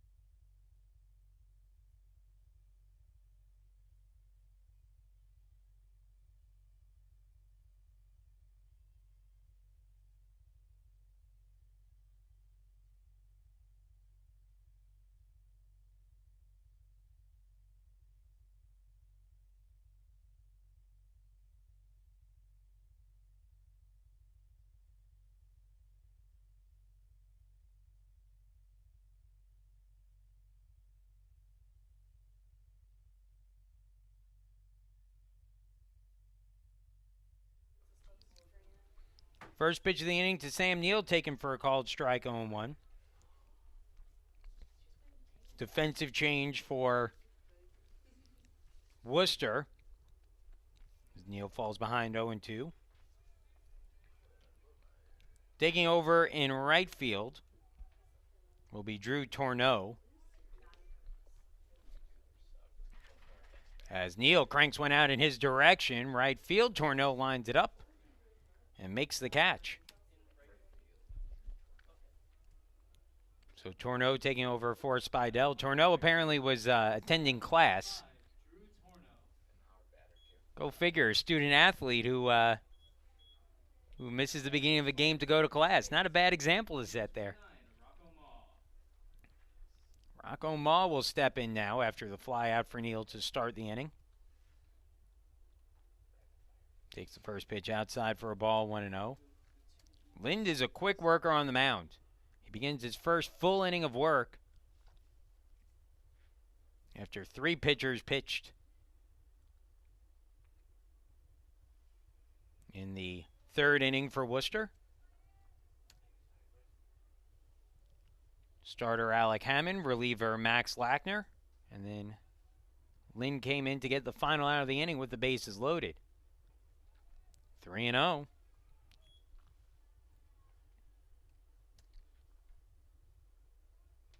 Mentioned before that head coach for Case Western Reserve, Matt Englander, a player for Tim Petterini and this Worcester team, was a very talented pitcher for them. That ball sent sky high. Moss swinging 3-0, but gets underneath it. Another one for Tourneau and right. Right out of the classroom and straight onto the field where he gets 2 quick putouts. And now Capetillo to the plate. He's been on base twice today. He singled with an RBI in the first, and then scored a run after reaching on an error in the third. Pitches down and in for a ball, 1-0.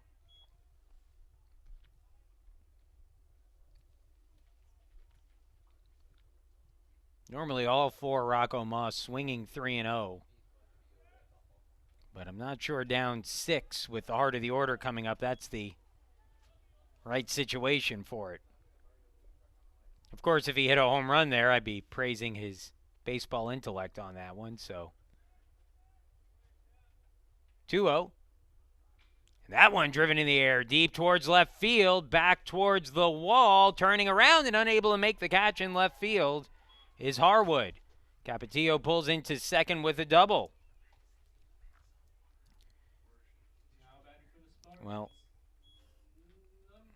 Harwood got turned around pretty good out there. It is not a particularly windy day, although there is a breeze blowing out and towards left. He last second tried to make a catch with his bare hand as the ball came to that side of his body. Would have been an unbelievable play had he made it. But it drops in. It'll go as a double for Capetillo. 6th hit of the game for Case Western Reserve. And again, another big 2-out runner out there for Case Western Reserve. They've scored a run so far in each of their first 3 at-bats, trying to do so here in their 4th. Noah Murley at the plate, 0 for 2. A line out and a ground out, both to short. Checks his swing, takes it low for a ball, 1-0. Murley's average down to 235 on the year. They'll call it a strike, actually. So that will be a strike, 0-1. Looked like the umpire in the field said he swung at it.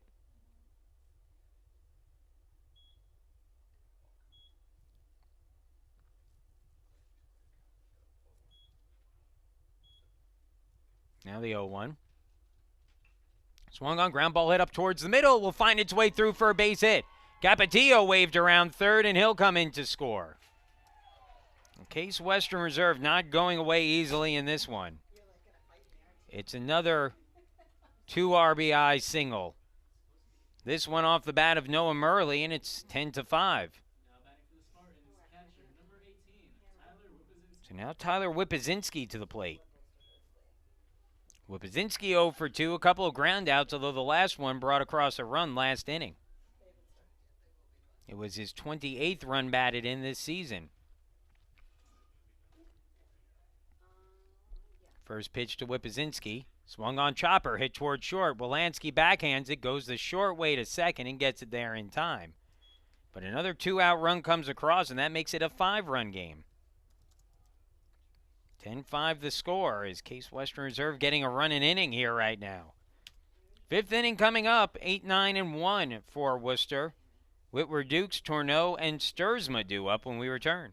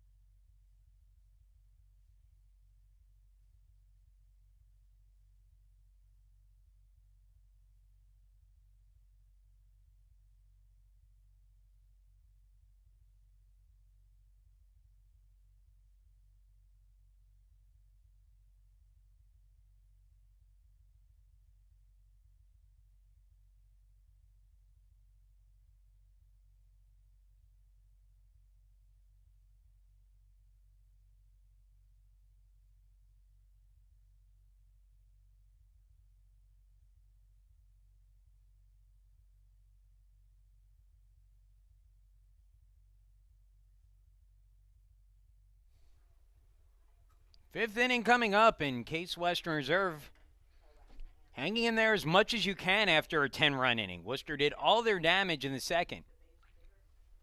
First pitch misses up and in for a ball, 1-0. Still plenty of baseball left in this one. In this game, frankly, I could see it going either way right now. I could see Worcester pulling away. I could see Case Western Reserve getting within a couple runs. That one grounded towards third. Kusha gets it, has to hurry the throw, but does so in time to get Whitwer Dukes for the out. I will tell you that Tony Smodilla has looked very good. After two of the better pitchers on this Case Western Reserve team, Mark Gross and Scott Kutchke, really struggled to get through the first 2 innings. Smodilla has now retired the first 7 batters he's faced in order. That includes a double play. Batter at the plate now is Tourneau, who's a .325 hitter on the season and fouls back the first pitch. He'll get his first at bat of the game. Tourneau out of Paynesville, Ohio, Riverside High School. Breaking ball. That looked pretty good from up here, but it's taken for a ball, 1-1.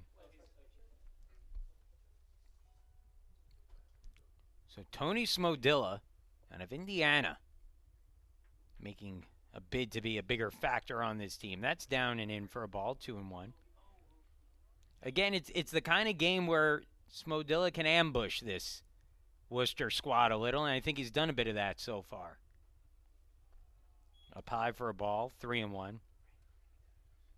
Everybody knows the stats by now. Everybody knows who they're facing. If not their stuff necessarily, they have a good idea. That one a called strike on the lower inside corner, 3-2.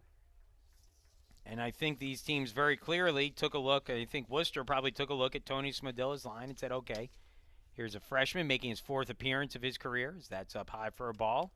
Second walk of the game issued by Smodilla.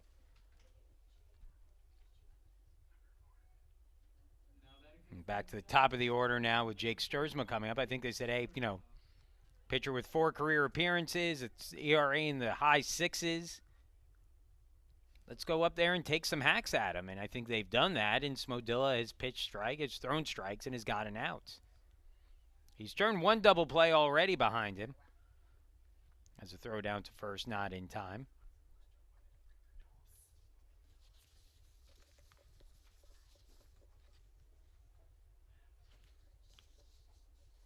Called strike to start off the at-bat against Sturzma, who will be facing Smodilla for the first time. He is 0 for 2 in the game with a fielder's choice, a strikeout, swinging, and a walk. Tourneau, 11 stolen bases on 12 attempts. He can run. Called strike, it's 0-2.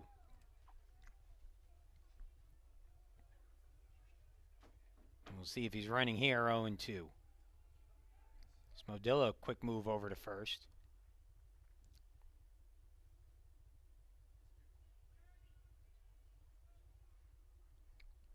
Seen Smodilla mixing that pickoff a few times already. Curveball swung on, grounded over to short. Could be 2 if they hurried. A second for 1 on to first. Double play, turn third of the game for Case Western Reserve. This one of the 6-4-3 variety. Second turn behind Smodilla, who has now retired the first 9 batters he's faced in order. Again, or I should say has faced the minimum through the first 9 he's faced. We will move to the bottom of the 5th. Again, Case Western Reserve not going away in this one. 10-5 the score. Glasser, Stawicki, Kusha. 6, 7, and 8 in the order due up when we return.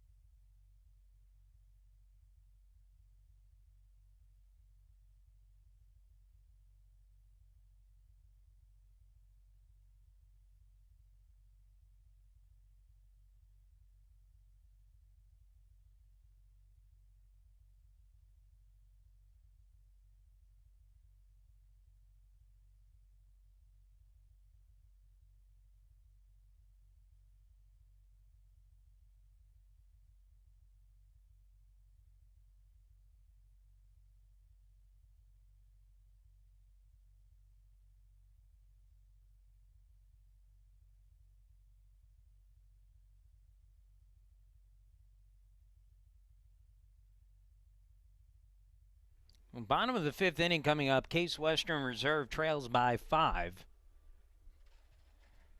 You know, it seems like the sky is falling. You give up 10 runs in the 2nd inning. You're trailing 10-2. All of a sudden, you're back in this game.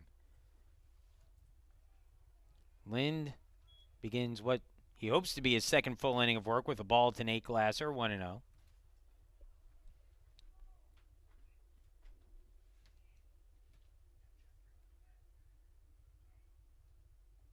Down and in, 2-0.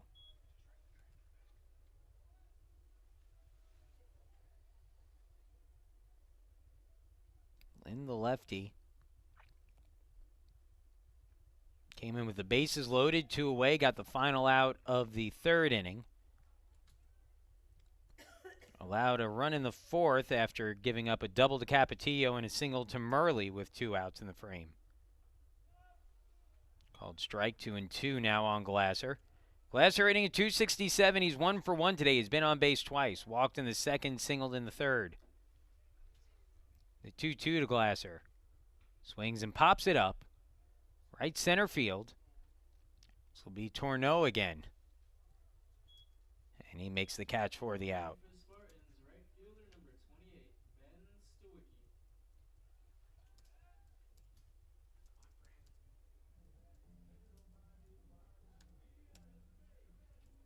So Ben Stawicki now to the plate, 1 for 2 in the game.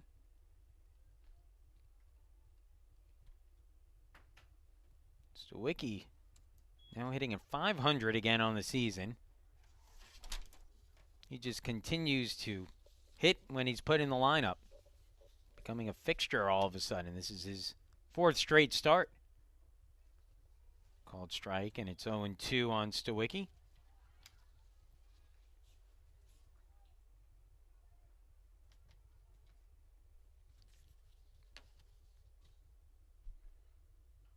He cranks it foul.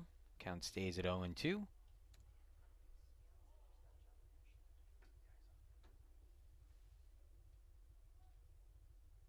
Jacob Kusha out on deck. The 0-2. Stawicki ground ball towards first. Easy play there. Gloving in and taking it to the bag himself to get the out is Crum. And there are 2 gone.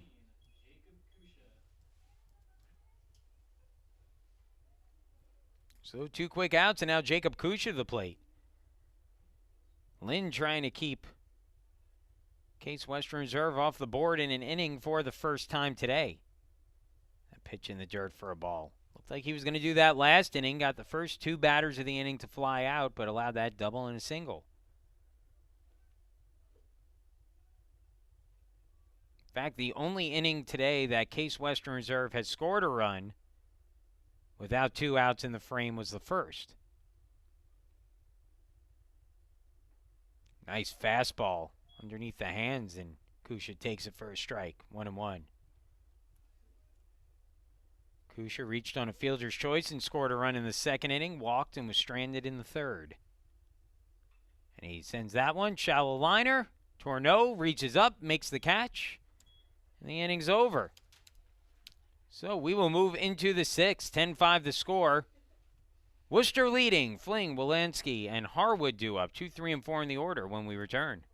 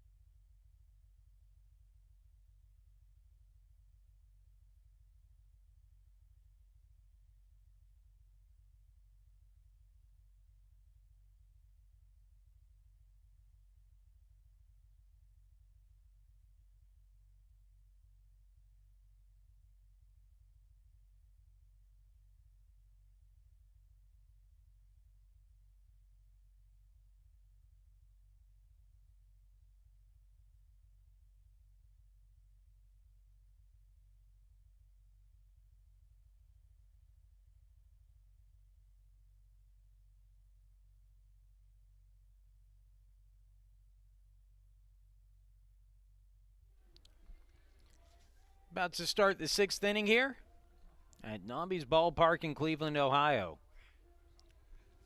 Looked for a while that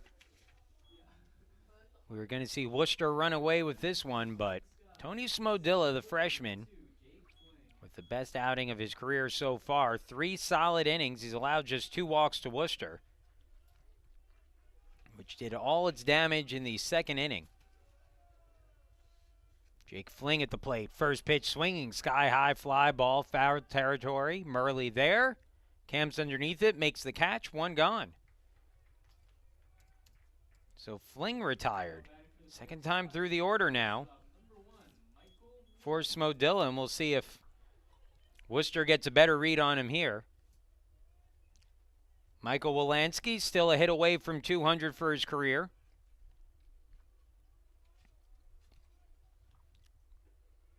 Takes that for a called strike, 0-1. He's been on base once today with a walk, scored a run in the second inning. He's also grounded into a double play and popped out. Skies that one fouling out of play, and Smodilla quickly ahead, 0-2.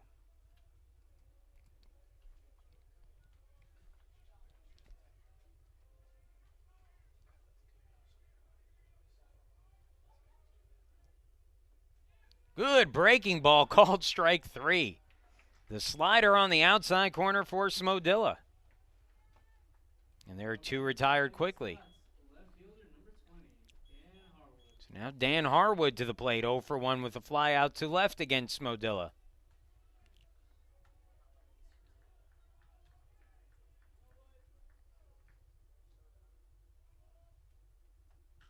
That one skyrocketed into center field. Neal has it lined up, though, underneath it. Makes the catch, and Tony Smodilla, 4 shutout hitless innings in relief against the second-ranked team in the country. And if you want to take a silver lining from the first 5 innings of this game, 6 innings of this game, that's been it. Smodilla playing fantastic today. 9-1-2 for Case Western Reserve. The Spartans trail by 5. It will be Lott, Neal, and Ma due up when we return.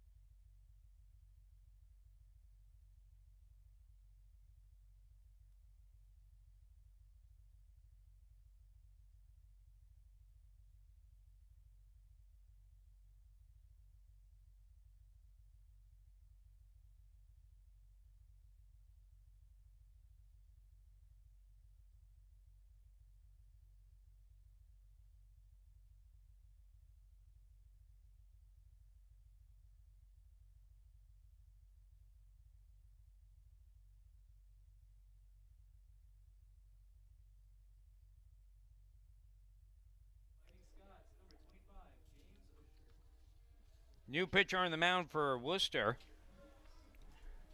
will be James Usher, the senior out of New York, New York, the Trinity School. Fourth pitcher used today by Wooster.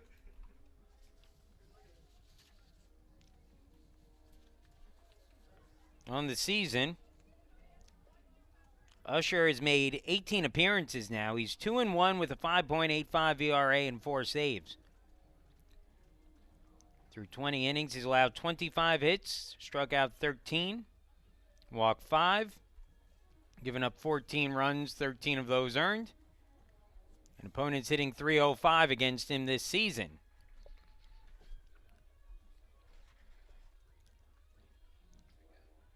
Case Western Reserve has spent the majority of this game nibbling at a deficit after Worcester's 10-run second inning.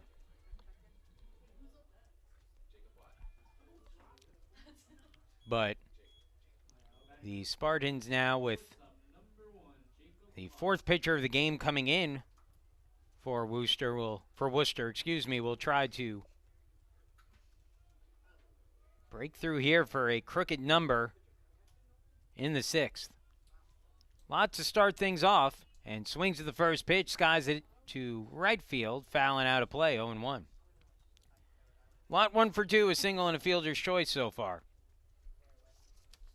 In Case Western Reserve baseball scheduling news, the Spartans have added a game at home on Saturday, May 5th. That will be against John Carroll. That ball lined into right field. Another shot for Tourneau, and he makes the catch. So Tourneau had to come straight from Wooster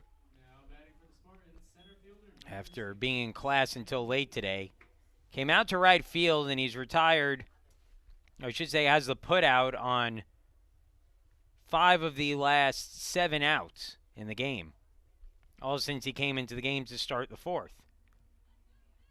Sam Neal, the batter now, 1 for 2 in the game. An RBI single in the second. Squares to bunt there, bunted up in the air, but will land harmlessly foul. 0-1.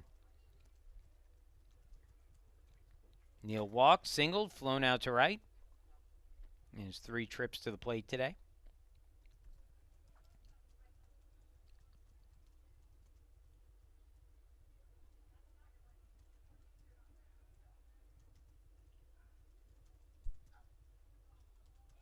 Big breaking ball misses inside, 1-1.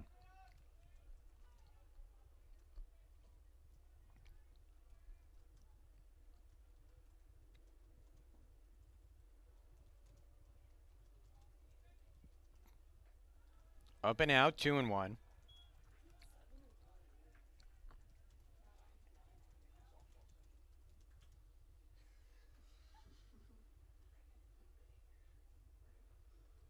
Now the 2-1 pitch. Big leg kick there. And a called strike. 2-2. Usher with a big leg kick on the mound, although I'm not sure he was doing that for all his pitches. Have to take a look here and see. Yeah, he wasn't. Chopper towards short. Wolanski charges, has to throw on the run, and just gets the speedy Neal for the out. 2 gone. That was interesting. Again, Usher kind of froze Neal on that second to last pitch of the at-bat. He had a huge leg kick that he wasn't doing in any of the previous pitches, and I think Neal, kind of taken by surprise, just stood there and took a pitch on the inside corner for a strike. So now 2 quickly retired for Usher, and Rocco Ma at the plate, 0 for 2 with a hit by pitch and a run scored in the first. Count goes to 1-0. Ma now at .377 on the season. He's been sitting on 11 home runs since the Brandeis series. Pardon me, since early in the NYU series, the first inning of Game 2 of that series. So his pace slowing down a little bit. Looked like a 2-seamer that caught the outside corner, and the count goes to 1-1.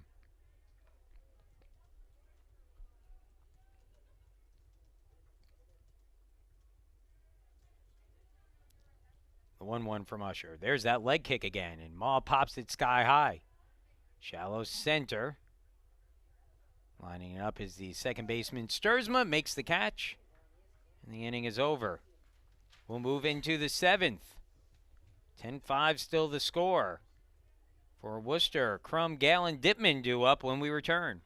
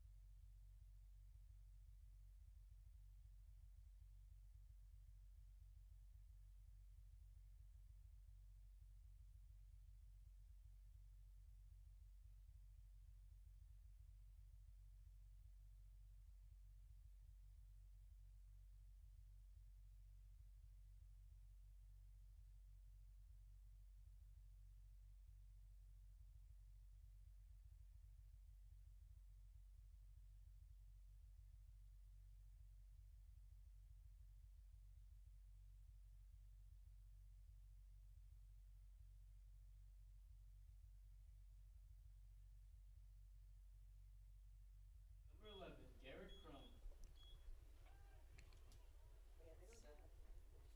10-5 the score. Worcester with the lead. They did all their damage in that second inning.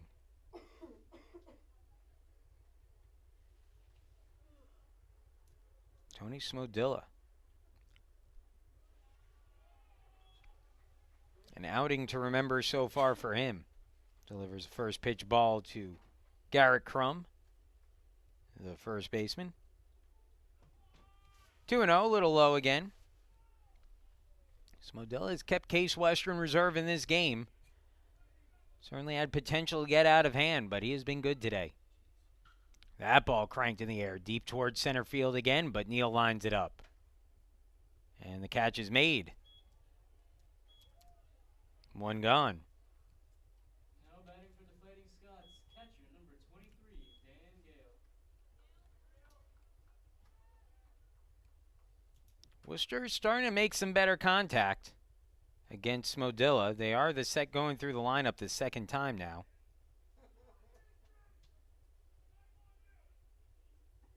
That misses or catches for a strike to Gale, 0-1.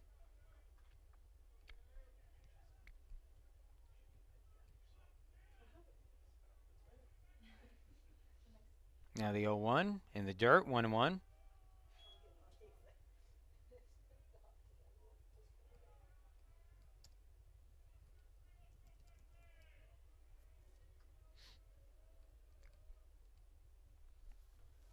Smodilla warming or already throwing as the umpire was just going into his crouch. You could tell he's feeling good when he's ready to go like that. Misses low though, and it's 2-1.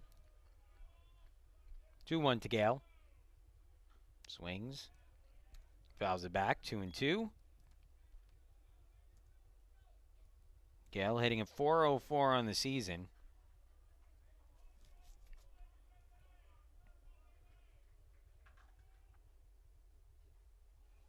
Fouls another one back. A single, a sac fly, ground out today.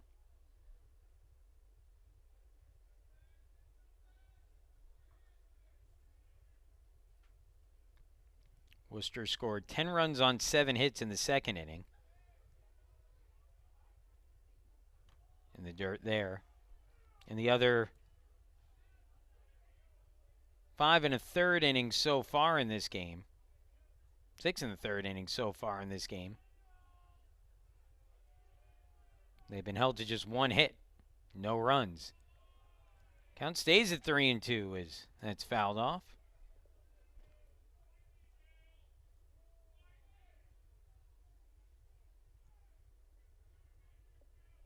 3-2. Up and in, ball 4. Third walk issued today by Smodilla. The other 2 who reached on walks were both erased on ground ball double plays. Now batting for the Fighting Scots, 3 double plays turned in the game for Case Western Reserve. As Chandler Dittman steps up to bat. Dittman 0 for 1. Drove in 2 runs in the second inning, walking with the bases loaded and singling. He's also struck out looking. That is only a bat against Smodilla as he goes reaching for a pitch outside, and the count goes to 0-1.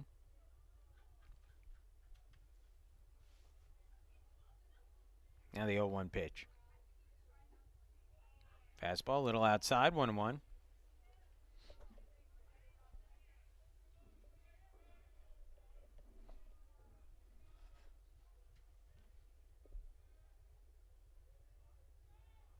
Pickoff move to first. It's not much of a pickoff move for Smodilla. He's basically just trying to catch the runner, not looking in that situation. That was a little bit more of a forceful move to first.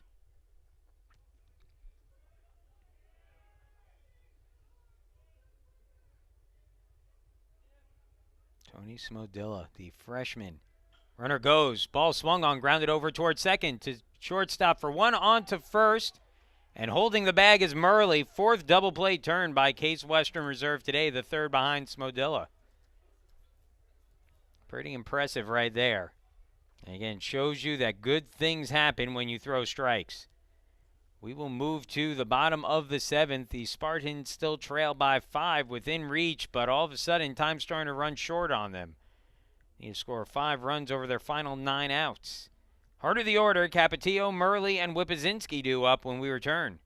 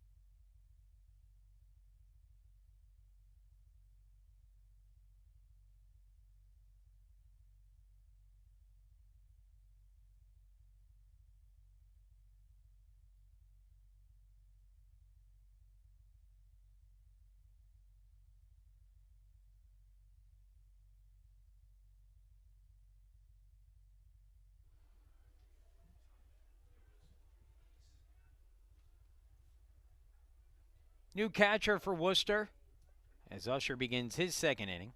Tanner Kaplan takes over. First pitch swinging. Capetillo grounds one down the third base side. And it's a fair ball, a base hit for Capetillo. Now batting for the Spartans, first baseman number 2. So Alex Capetillo leading the inning off with a single.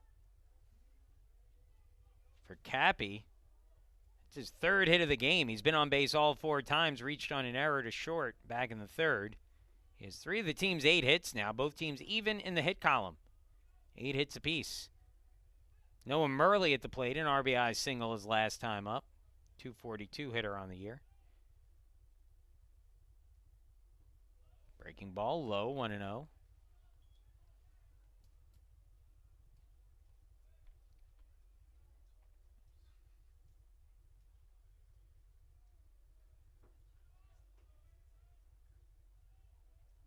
Usher delivers.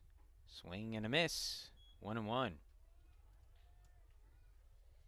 We'll see with the new catcher behind the plate if Case Western Reserve decides to get daring on the base paths. Teams have attempted 5 steals against Kaplan this year and have been successful all 5 times. Pickoff down to first, not in time.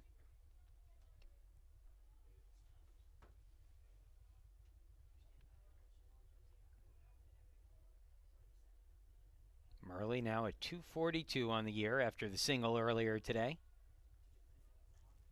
See if that can get his season going a bit. Trying to finish strong here through the last what will be somewhere in the range of 8 to 9 games, depending on Case Western Reserve can get a couple makeups in. Swing and a miss. Foul tip back action. The count goes to 1-2. Looked to be a pretty good pitch to hit there.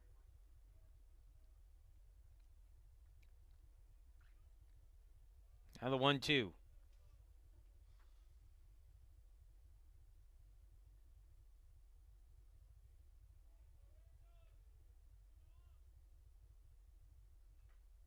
Murley just got a piece of it.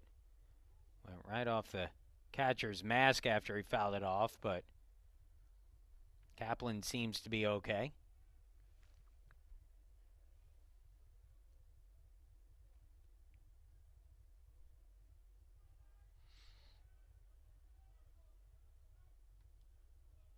One, two. Another one fouled off, and that goes off Kaplan's hand as he shakes it off. So Kaplan fresh into the game and has already taken a few licks behind the plate.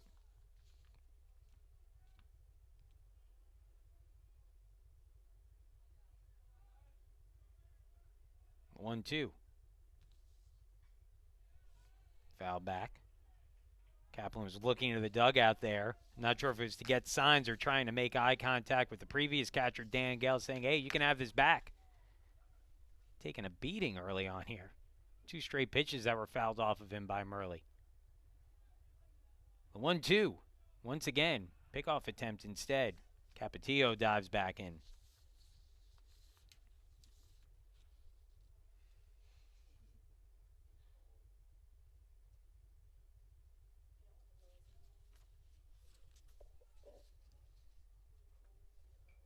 And that one skied down the line.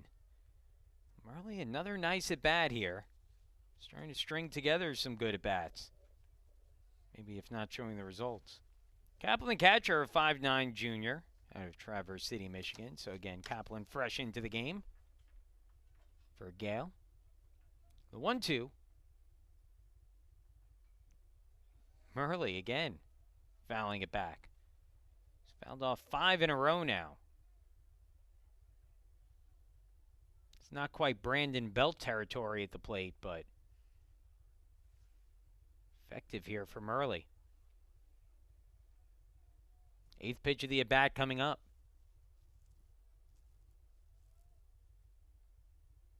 In the dirt, 2-2.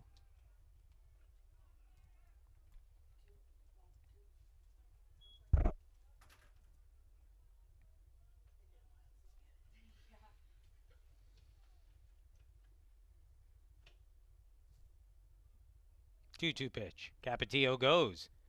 That one swung on, driven in the air. Right center, coming over and making the catch in right center field was the center fielder Fling. Capetillo was running, had to go retreat back to first, but gets back in time. And there's one out in the inning. So now Whippazinski to the plate. Whip drove in a run with a ground out earlier today. His 28th RBI of the season, second on the team, slowly catching up to Rocco Ma. He's also grounded into double play, hit into fielder's choice. Fouls that pitch back, and it's 0-1. Whip starting to slow down again. Remember, he started off the season ice cold. He's batting under 100 through the first 10 games or so, and then snapped out of it in pretty powerful way. It's been quiet, though, the last handful of games. 0-1, big jump there for Capetillo, and I'll tell you, as that'll go as a stolen base, Usher let that one go outside, and I think Usher realized Capetillo was running and lost his concentration for a second, and that's why that pitch sailed the way it did. So that allows Capetillo to move up a bag.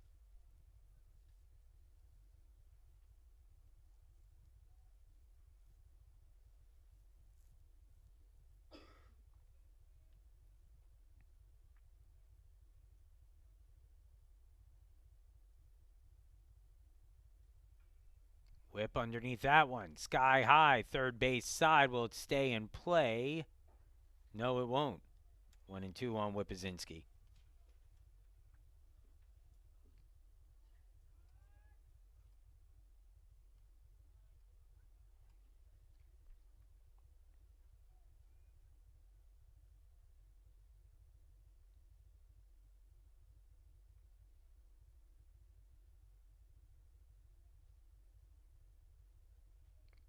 Here's the 1-2.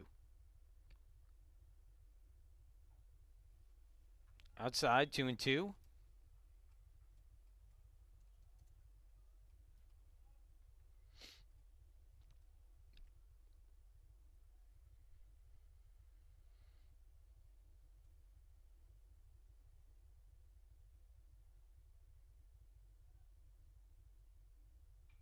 Line drive, left field. That's a base hit. Capetillo waved around third. The throw will come into second. Even though I think a good throw might get Capetillo at the plate, but he comes home untested. It's an RBI single for Whippazinski. It's now 10-6. Second RBI of the day for Whippazinski. We'll get a meeting on the mound here once again for Wooster. Tyler Whippazinski now 29 RBIs on the season. Continues to play well. All of a sudden, again, getting those hits here and there. Maybe not as frequently when he was red hot, but he always seems to have a knack for driving in runs, and he does so there. So, meeting on the mound here with Usher. In a little bit of trouble in the seventh. He's allowed 2 hits to start the inning with a fly out to center sandwiched in between. Now Nate Glasser to the plate, a 265 hitter.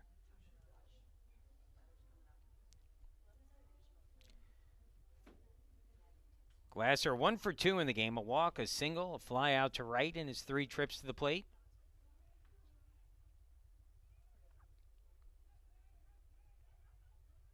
Starting to get to the point, if you're a Case Western Reserve, where you need multiple runs.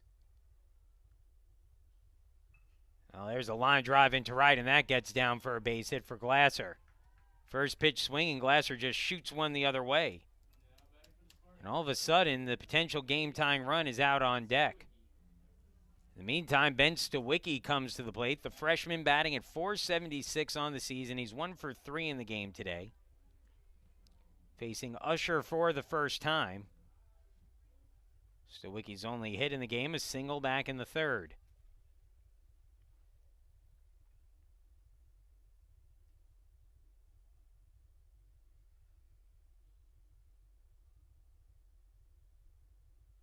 There's that big leg kick pitch. And I don't know how Usher changes his delivery like that and still manages to throw perfect strikes with that every time, but he does. Not only, when I say a perfect strike, I don't mean down the middle. He's dotting the inside corner when he does that with fastballs. It's interesting to see. The 0-1. Called strike 0-2. Most pitchers will tell you that the key to success when pitching is repeating your delivery. It's not necessarily the case for Usher. It's an interesting approach, but it works. You see some pitchers that mess with arm angles, but usually they're few and far between. There's that big leg kick again. It's another fastball. Swung on, grounded to short, could be 2. Wolanski steps on the bag for 1, throws to first, double play. And that ends the threat here in the 7th for Case Western Reserve. Despite getting 3 hits in the inning, just 1 run to show for it. A runner left on. We will move into the 8th. 10-6 the score. Wooster leading. Up in the 8th for Wooster, it'll be 8, 9, and 1 in their order. Whitworth, Dukes, Tourneau, and Sturzma when we return.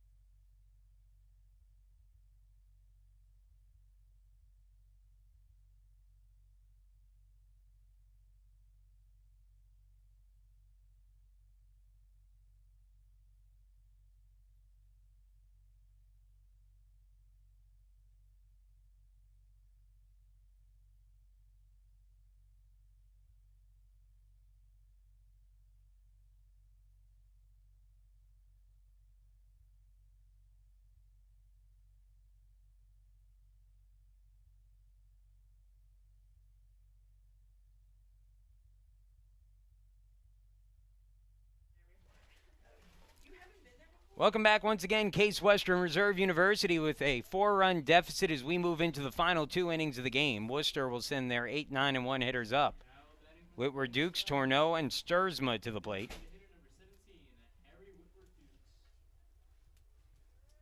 Again, it's hasn't been as easy for Wooster as you thought it would be after that second inning.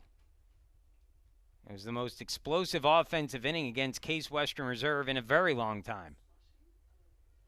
I've been here now 3 years. I can't think about the last time I saw an inning like that. 16 batters to the plate, 10 runs, 7 hits, handful of walks, which you don't see the Case Western Reserve staff do a lot. But other than that, it's been the Tony Smodilla show on the mound. It's not the best name for a show, but it'll work today.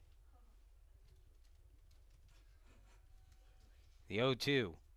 Breaking ball swung on, grounded towards first. Murley can't get his feet underneath him, and it rolls past him for a base hit. That'll go as a single. And that is the first hit of the game against Smodilla, who is now in his 5th inning of work. Pardon me, he's in his 6th inning of work.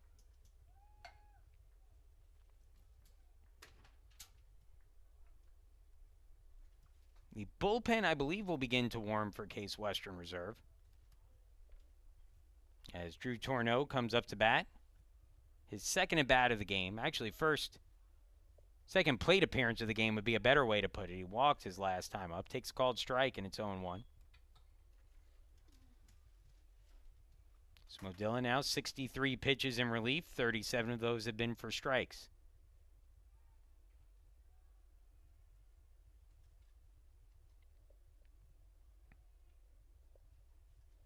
Well, it's a tough rotation to break into. Called strike, and the count goes to 0-2. And a tough pitching staff to get innings with. Back of games are locked up with Liam Killingstad. You've got 2 good middle relief guys in Corey Brown and Scott Kutchke. Grounded foul, and the count stays at 0-2 in Tourneau. You've got 4 solid starters between Gross, Murphy, McConaughey, and Levine. And so Smodilla has been on the outside looking in a good portion of this season. We've even seen Tony Yambor emerge as an option out of the bullpen. Mike Namowitz has been fantastic. Just because you're not playing on this team, that ball shot into shallow left, charging is Glasser, and he makes the catch for the out. 1 gone in the inning. Just because you're not playing doesn't mean you're not talented, but all of a sudden we're seeing some of these freshmen who have not been in the lineup start to make their way in. Smodilla getting some time today. Obviously, Ben Stowicki now is becoming more of a presence.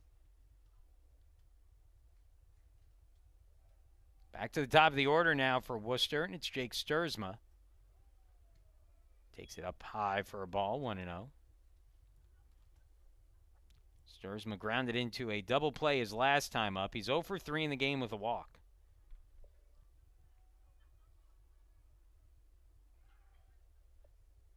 Runner was going, but the pitch fouled off down the first base side, 1-1.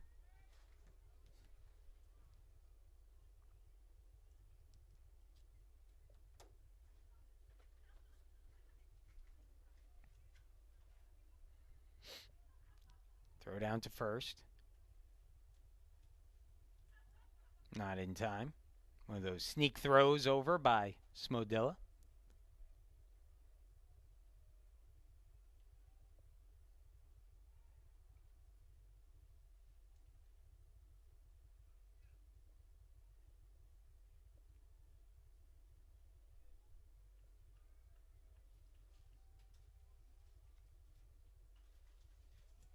Fouled off, and it's 1-2.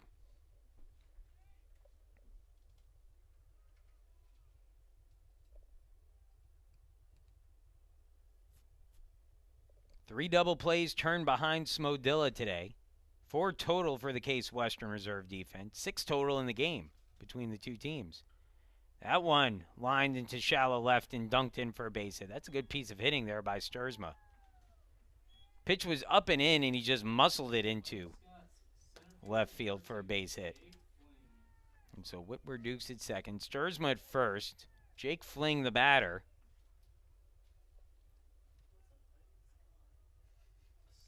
Fling now 2 for 4 on the day. Singles in the first and second inning. Since then, he's grounded out and flown out.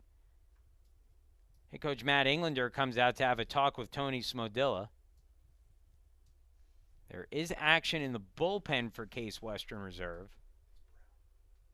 And that is Corey Brown, I believe, warming up out there. Indeed it is. Brown was warming up earlier in the game. Instead, Matt Englander chose to go with Scott Kutschke. It did not go well for Kutschke, who allowed 2 runs, both earned on 3 hits and 2 walks in 2/3 of an inning. He will stick with Smodilla here, who has 70 pitches now and what is by far his longest outing of the season.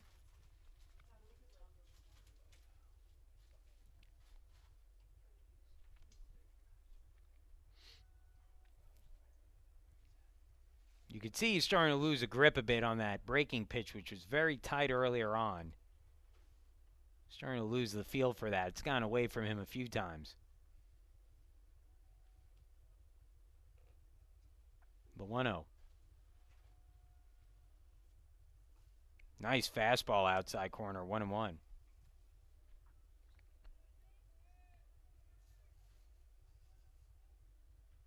Single, fly out single to start the 8th against Smodilla. First 2 hits he's allowed in the game. 10 hits apiece now for the 2 teams, as that's low for a ball. 2-1. 2-1 the count.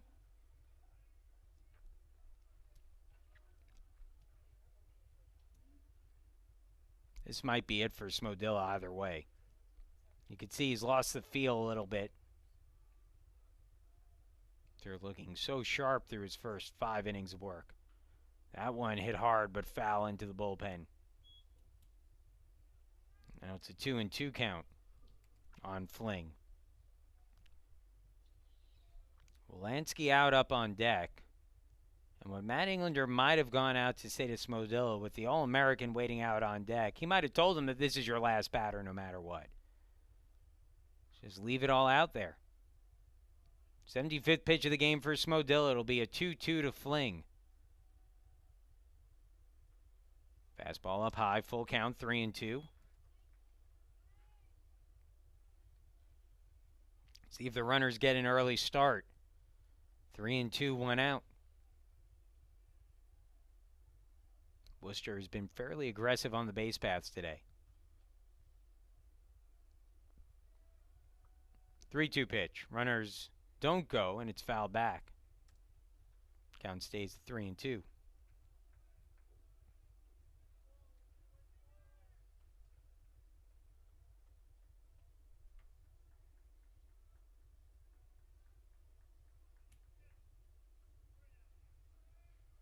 Three and two, 1 away. Here's the pitch. Fastball pops sky high. Behind home plate, Whipzinski coming back. But it'll land in the stands just in front of the press box here, and we'll get another 3-2.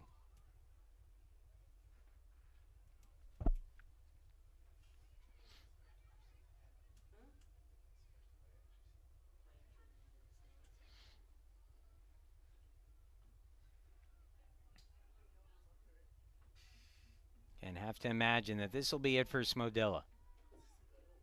Hoping to get out with one more out. Another 3-2 coming up. Whipzinski stands up. Smodilla walks around the mound. Now settles back up on the top of the hill. Glances in his battery mate, Whipzinski. Whip relays the signs.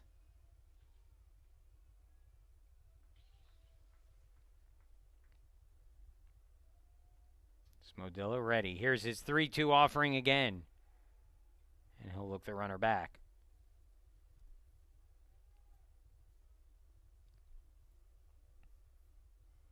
Trying to see if he could get the runner jumping early. Now a 3-2. Runners go. The pitch swung on, grounded towards the hole, and it's through for a base hit. Glasser has some trouble with it in left. The runner would have come around anyway, but that'll go as an RBI single for Fling. And it makes it an 11-6 game. Now batting for the Fighting Scots, shortstop number 1, Michael Wolansky.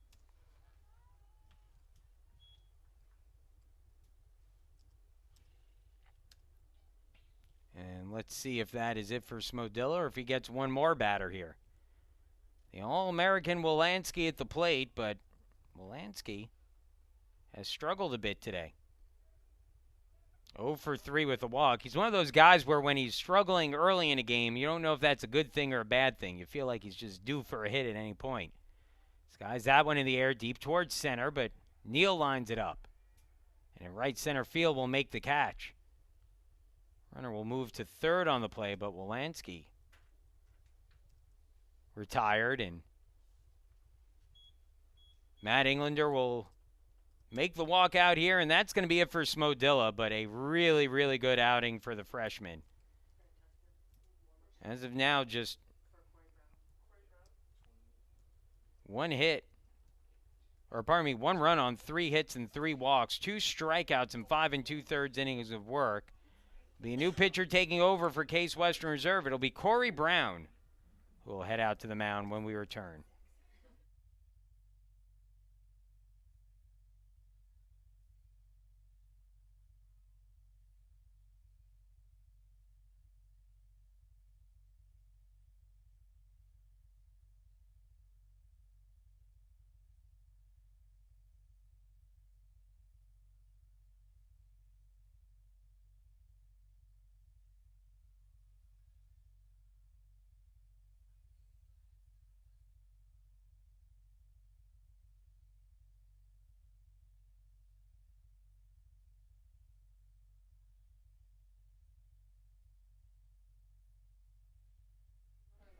Welcome back once again as the new pitcher on the mound will be Corey Brown for Case Western Reserve. It's 11-6, Wooster with a 5-run lead. 1 run in already, 2 on, 2 outs in the inning.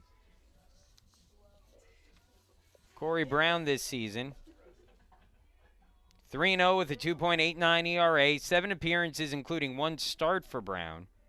He does have 1 save on the season. Through 28 innings of work, he's allowed just 19 hits for a 209 opponent's average. He has struck out 24, walked 12.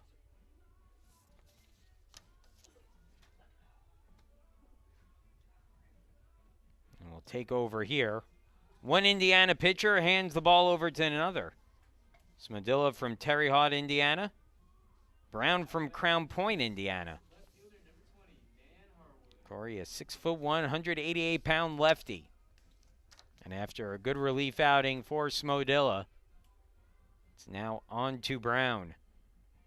Sun coming out here at Case Western Reserve University after what was a rainy 2-day stretch. It was still raining lightly about an hour or 2 before the game, but the rain stopped. Clouds have cleared a little bit. And now Brown will try to get the final out of the 8th inning. Standing in his way, though, a tough hitter in Dan Harwood. 442 hitter on the season. 1 for 3 in the game. This is up high for a ball. It's 1-0. Runners on the corners, both still the property of Smodilla. Brown trying to help a teammate out, leave those 2 stranded. Down and in, pickoff attempt at third. Not in time. Count goes to 2-0.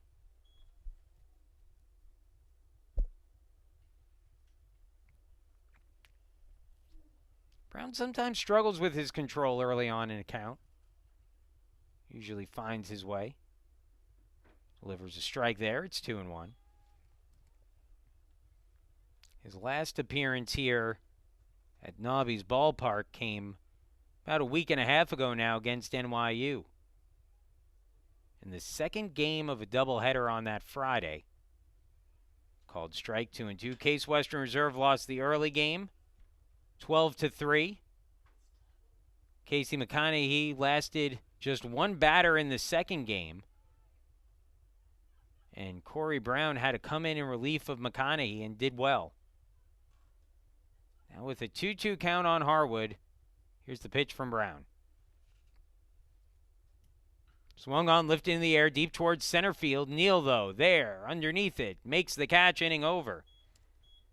So the book closed on Case Western Reserve freshman Tony Smodilla, who allows just the one run in his 6 innings of relief. We'll move into the bottom of the 8th. Case Western Reserve trailing by 5. It'll be Kusha, Lott, and Neal due up in the 8th when we return. 8-9-1 in the Case Western Reserve order.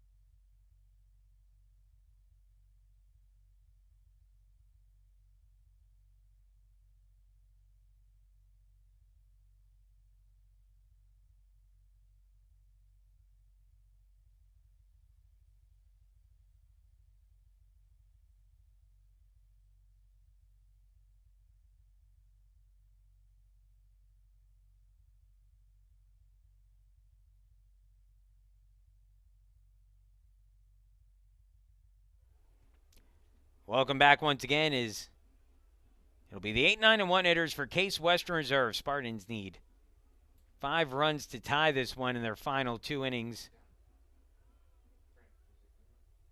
It'll be Kusha, Lott, and Neal due up. Kusha, 237 hitter on the season. 0 for 2 in the game today. Takes that inside for a ball. New pitcher on the mound for Wooster will be number 36, Jack Jones, a right-hand sidearm pitcher. Jones, a freshman out of Marietta, Georgia, the Walker School.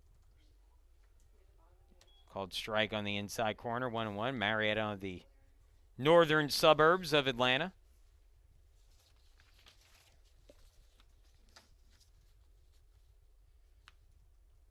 Ground ball hit towards second base. Bobbled. Still time, though, and Kusha thrown out. Sturzma staying with that one.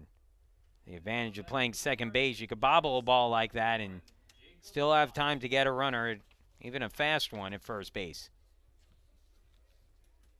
On the season, Jones, 4 appearances, no record, and no saves. He's thrown 4 innings, an ERA of 2.25, 3 hits allowed for a 200 opponent's average. He struck out 5 and it's yet to walk a batter. Swung on chopper, hit towards short, going to be a tough play. Wolanski throw on the run, low, but dug out nicely by Crum for the out. And 2 quickly retired here in the second, or in the 8th. That one on a nice play by Wolanski, the shortstop. It's back to the top of the order now, and Sam Neal, the batter. Neal's been on base twice today, a walk in the first, a single in the second. Since then, he's flown out and grounded out.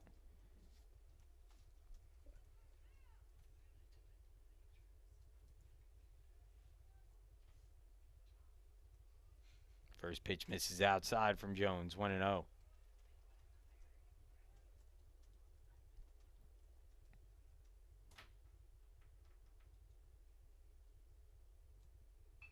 Ground ball is short. Another chance for Wolanski. This one a little easier. Throw to first in time. And a very quick inning for Jones. Ninth inning coming up. It's 11-6, Wooster leading. Crum, Kaplan, and Dipman due up for the Scots when we return.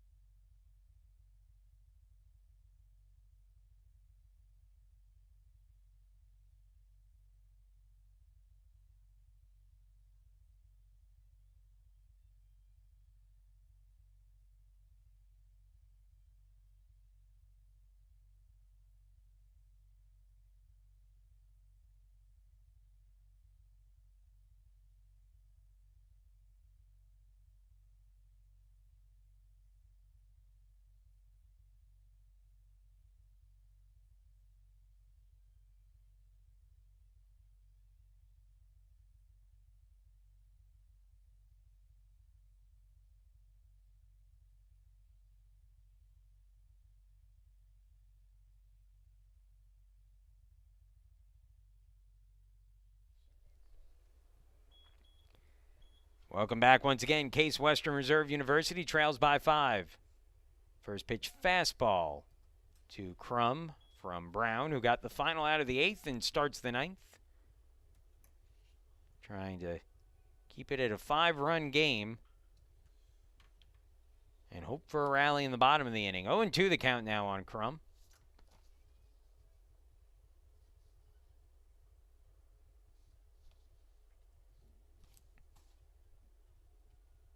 Crum a .376 hitter on the year. Breaking ball up high, 1-2.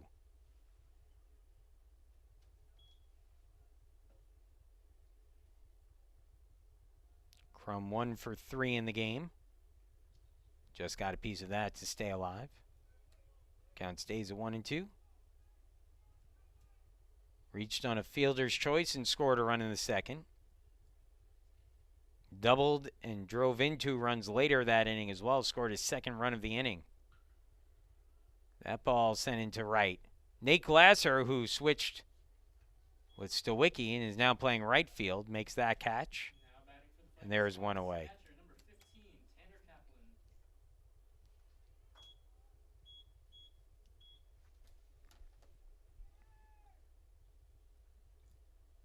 Batter now will be Tanner Kaplan, the catcher, will get his first at bat of the game since coming in for Gale. Swings through a first pitch fastball. It's 0-1. Turns out Wooster does have a batter in their team who's hitting below 300 this season. Kaplan at .263. No small number there either, but said it earlier, this is a loaded Wooster team. And one we may see a little bit later at regionals. He checks his swing. Did he go around? He did, and Whippazinski will complete the play down to first. Murley steps on the bag a second time just to be sure. And a strikeout there, too quickly retired in the 9th. Now batting for the Fighting Scots, third baseman, number 29, Chandler Dipman. Well, if Case Western Reserve has any shot in the 9th, they'll have the right guys leading off the inning. Ma Capetillo, followed by Murley, 2, 3, and 4 in the order. As Dipman stands in, sends that one in the air, deep towards left field. Stowicki makes the catch, inning over. A very quick inning for Brown, who faces 4 batters in the game and retires them all. Ninth inning coming up. Rocco, Ma, Capetillo, Murley. Spartans will need 5 to tie, 6 to win it. We'll see if they can rally in the ninth when we return.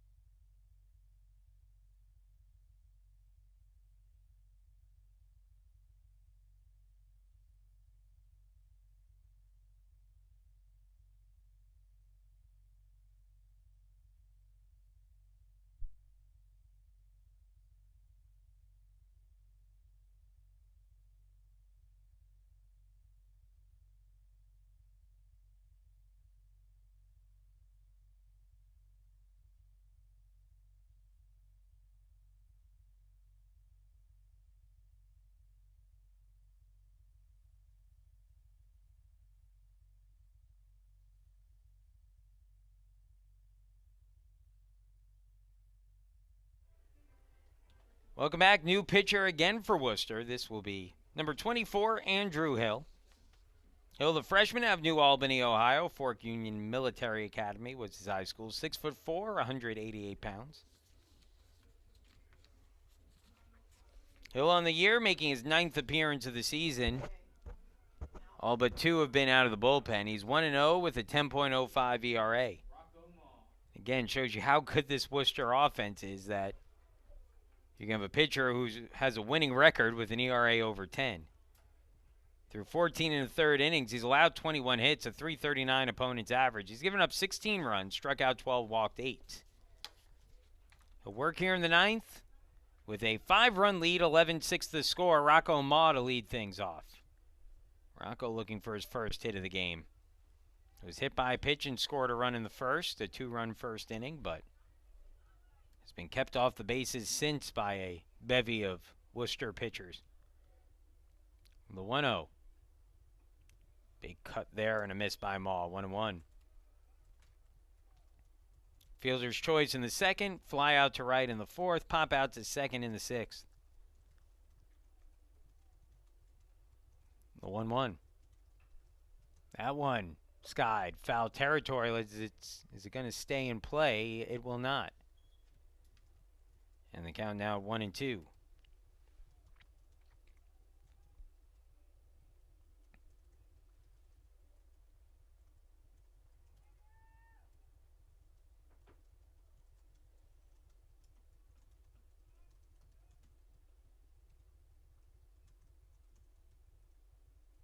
Here's the 1-2. Ma fouled off a high pitch there, and the count stays at 1-2. So Wooster, if they hold on here, will improve to 26-4 on the year. Case Western Reserve will drop to 25-7.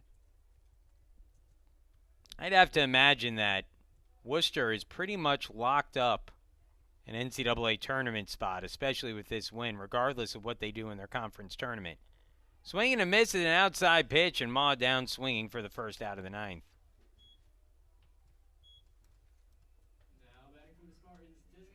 Now Alex Capetillo to the plate.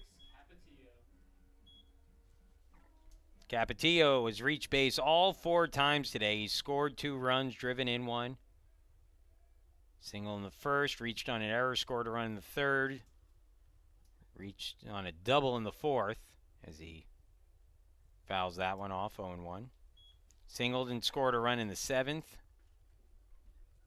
It's been a nice day for Cappy so far.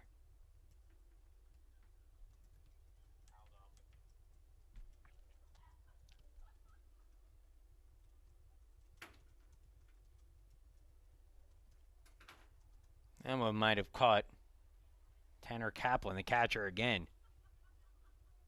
He's going to have to get the ice bath going when he gets back to Wooster. Good pitch there, swung on a misstep by Capetillo, who kind of nods his head to the pitcher That was a beautiful pitch. Pulled the string on one. Now an 0-2 on the way. And Cappy pops it up. Second base, Sturzma. 2 gone.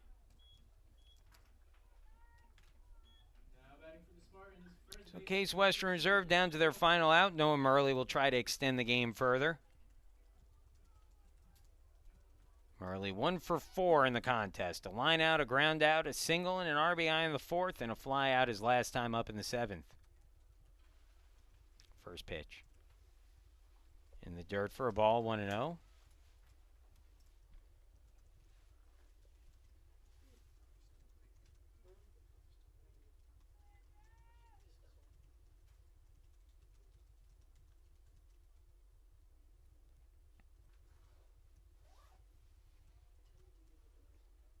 Two and 0.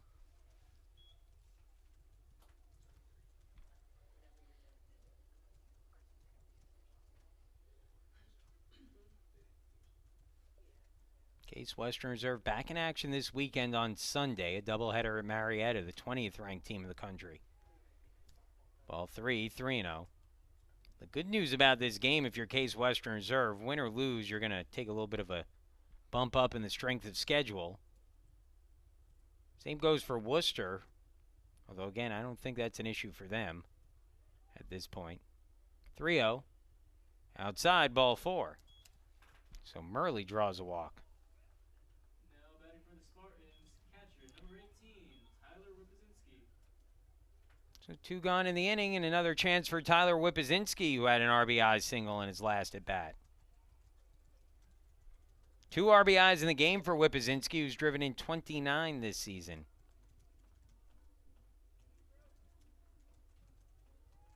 Hitting a .274 on the year. 4 home runs. He's a power threat at the plate. Although, again, just trying to find a way to get on, keep the game going. Pitches in the dirt for a ball. Murley showing no signs of trying to take off there. And reasonably so. Base runners needed. Although they won't hold him. He could take second if he wants, I would think. Pitches in the dirt for a ball, 2-0.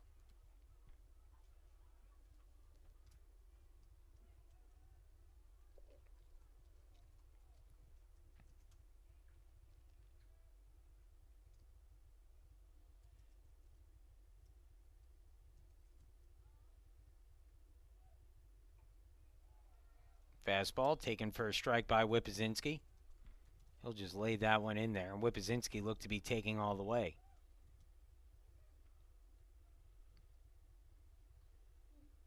2-1. And it's popped up. Right field should end the game. Tourneau there.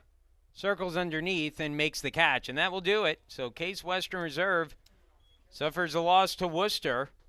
A 10-run second inning was enough to do in the Spartans, who fall 11-6.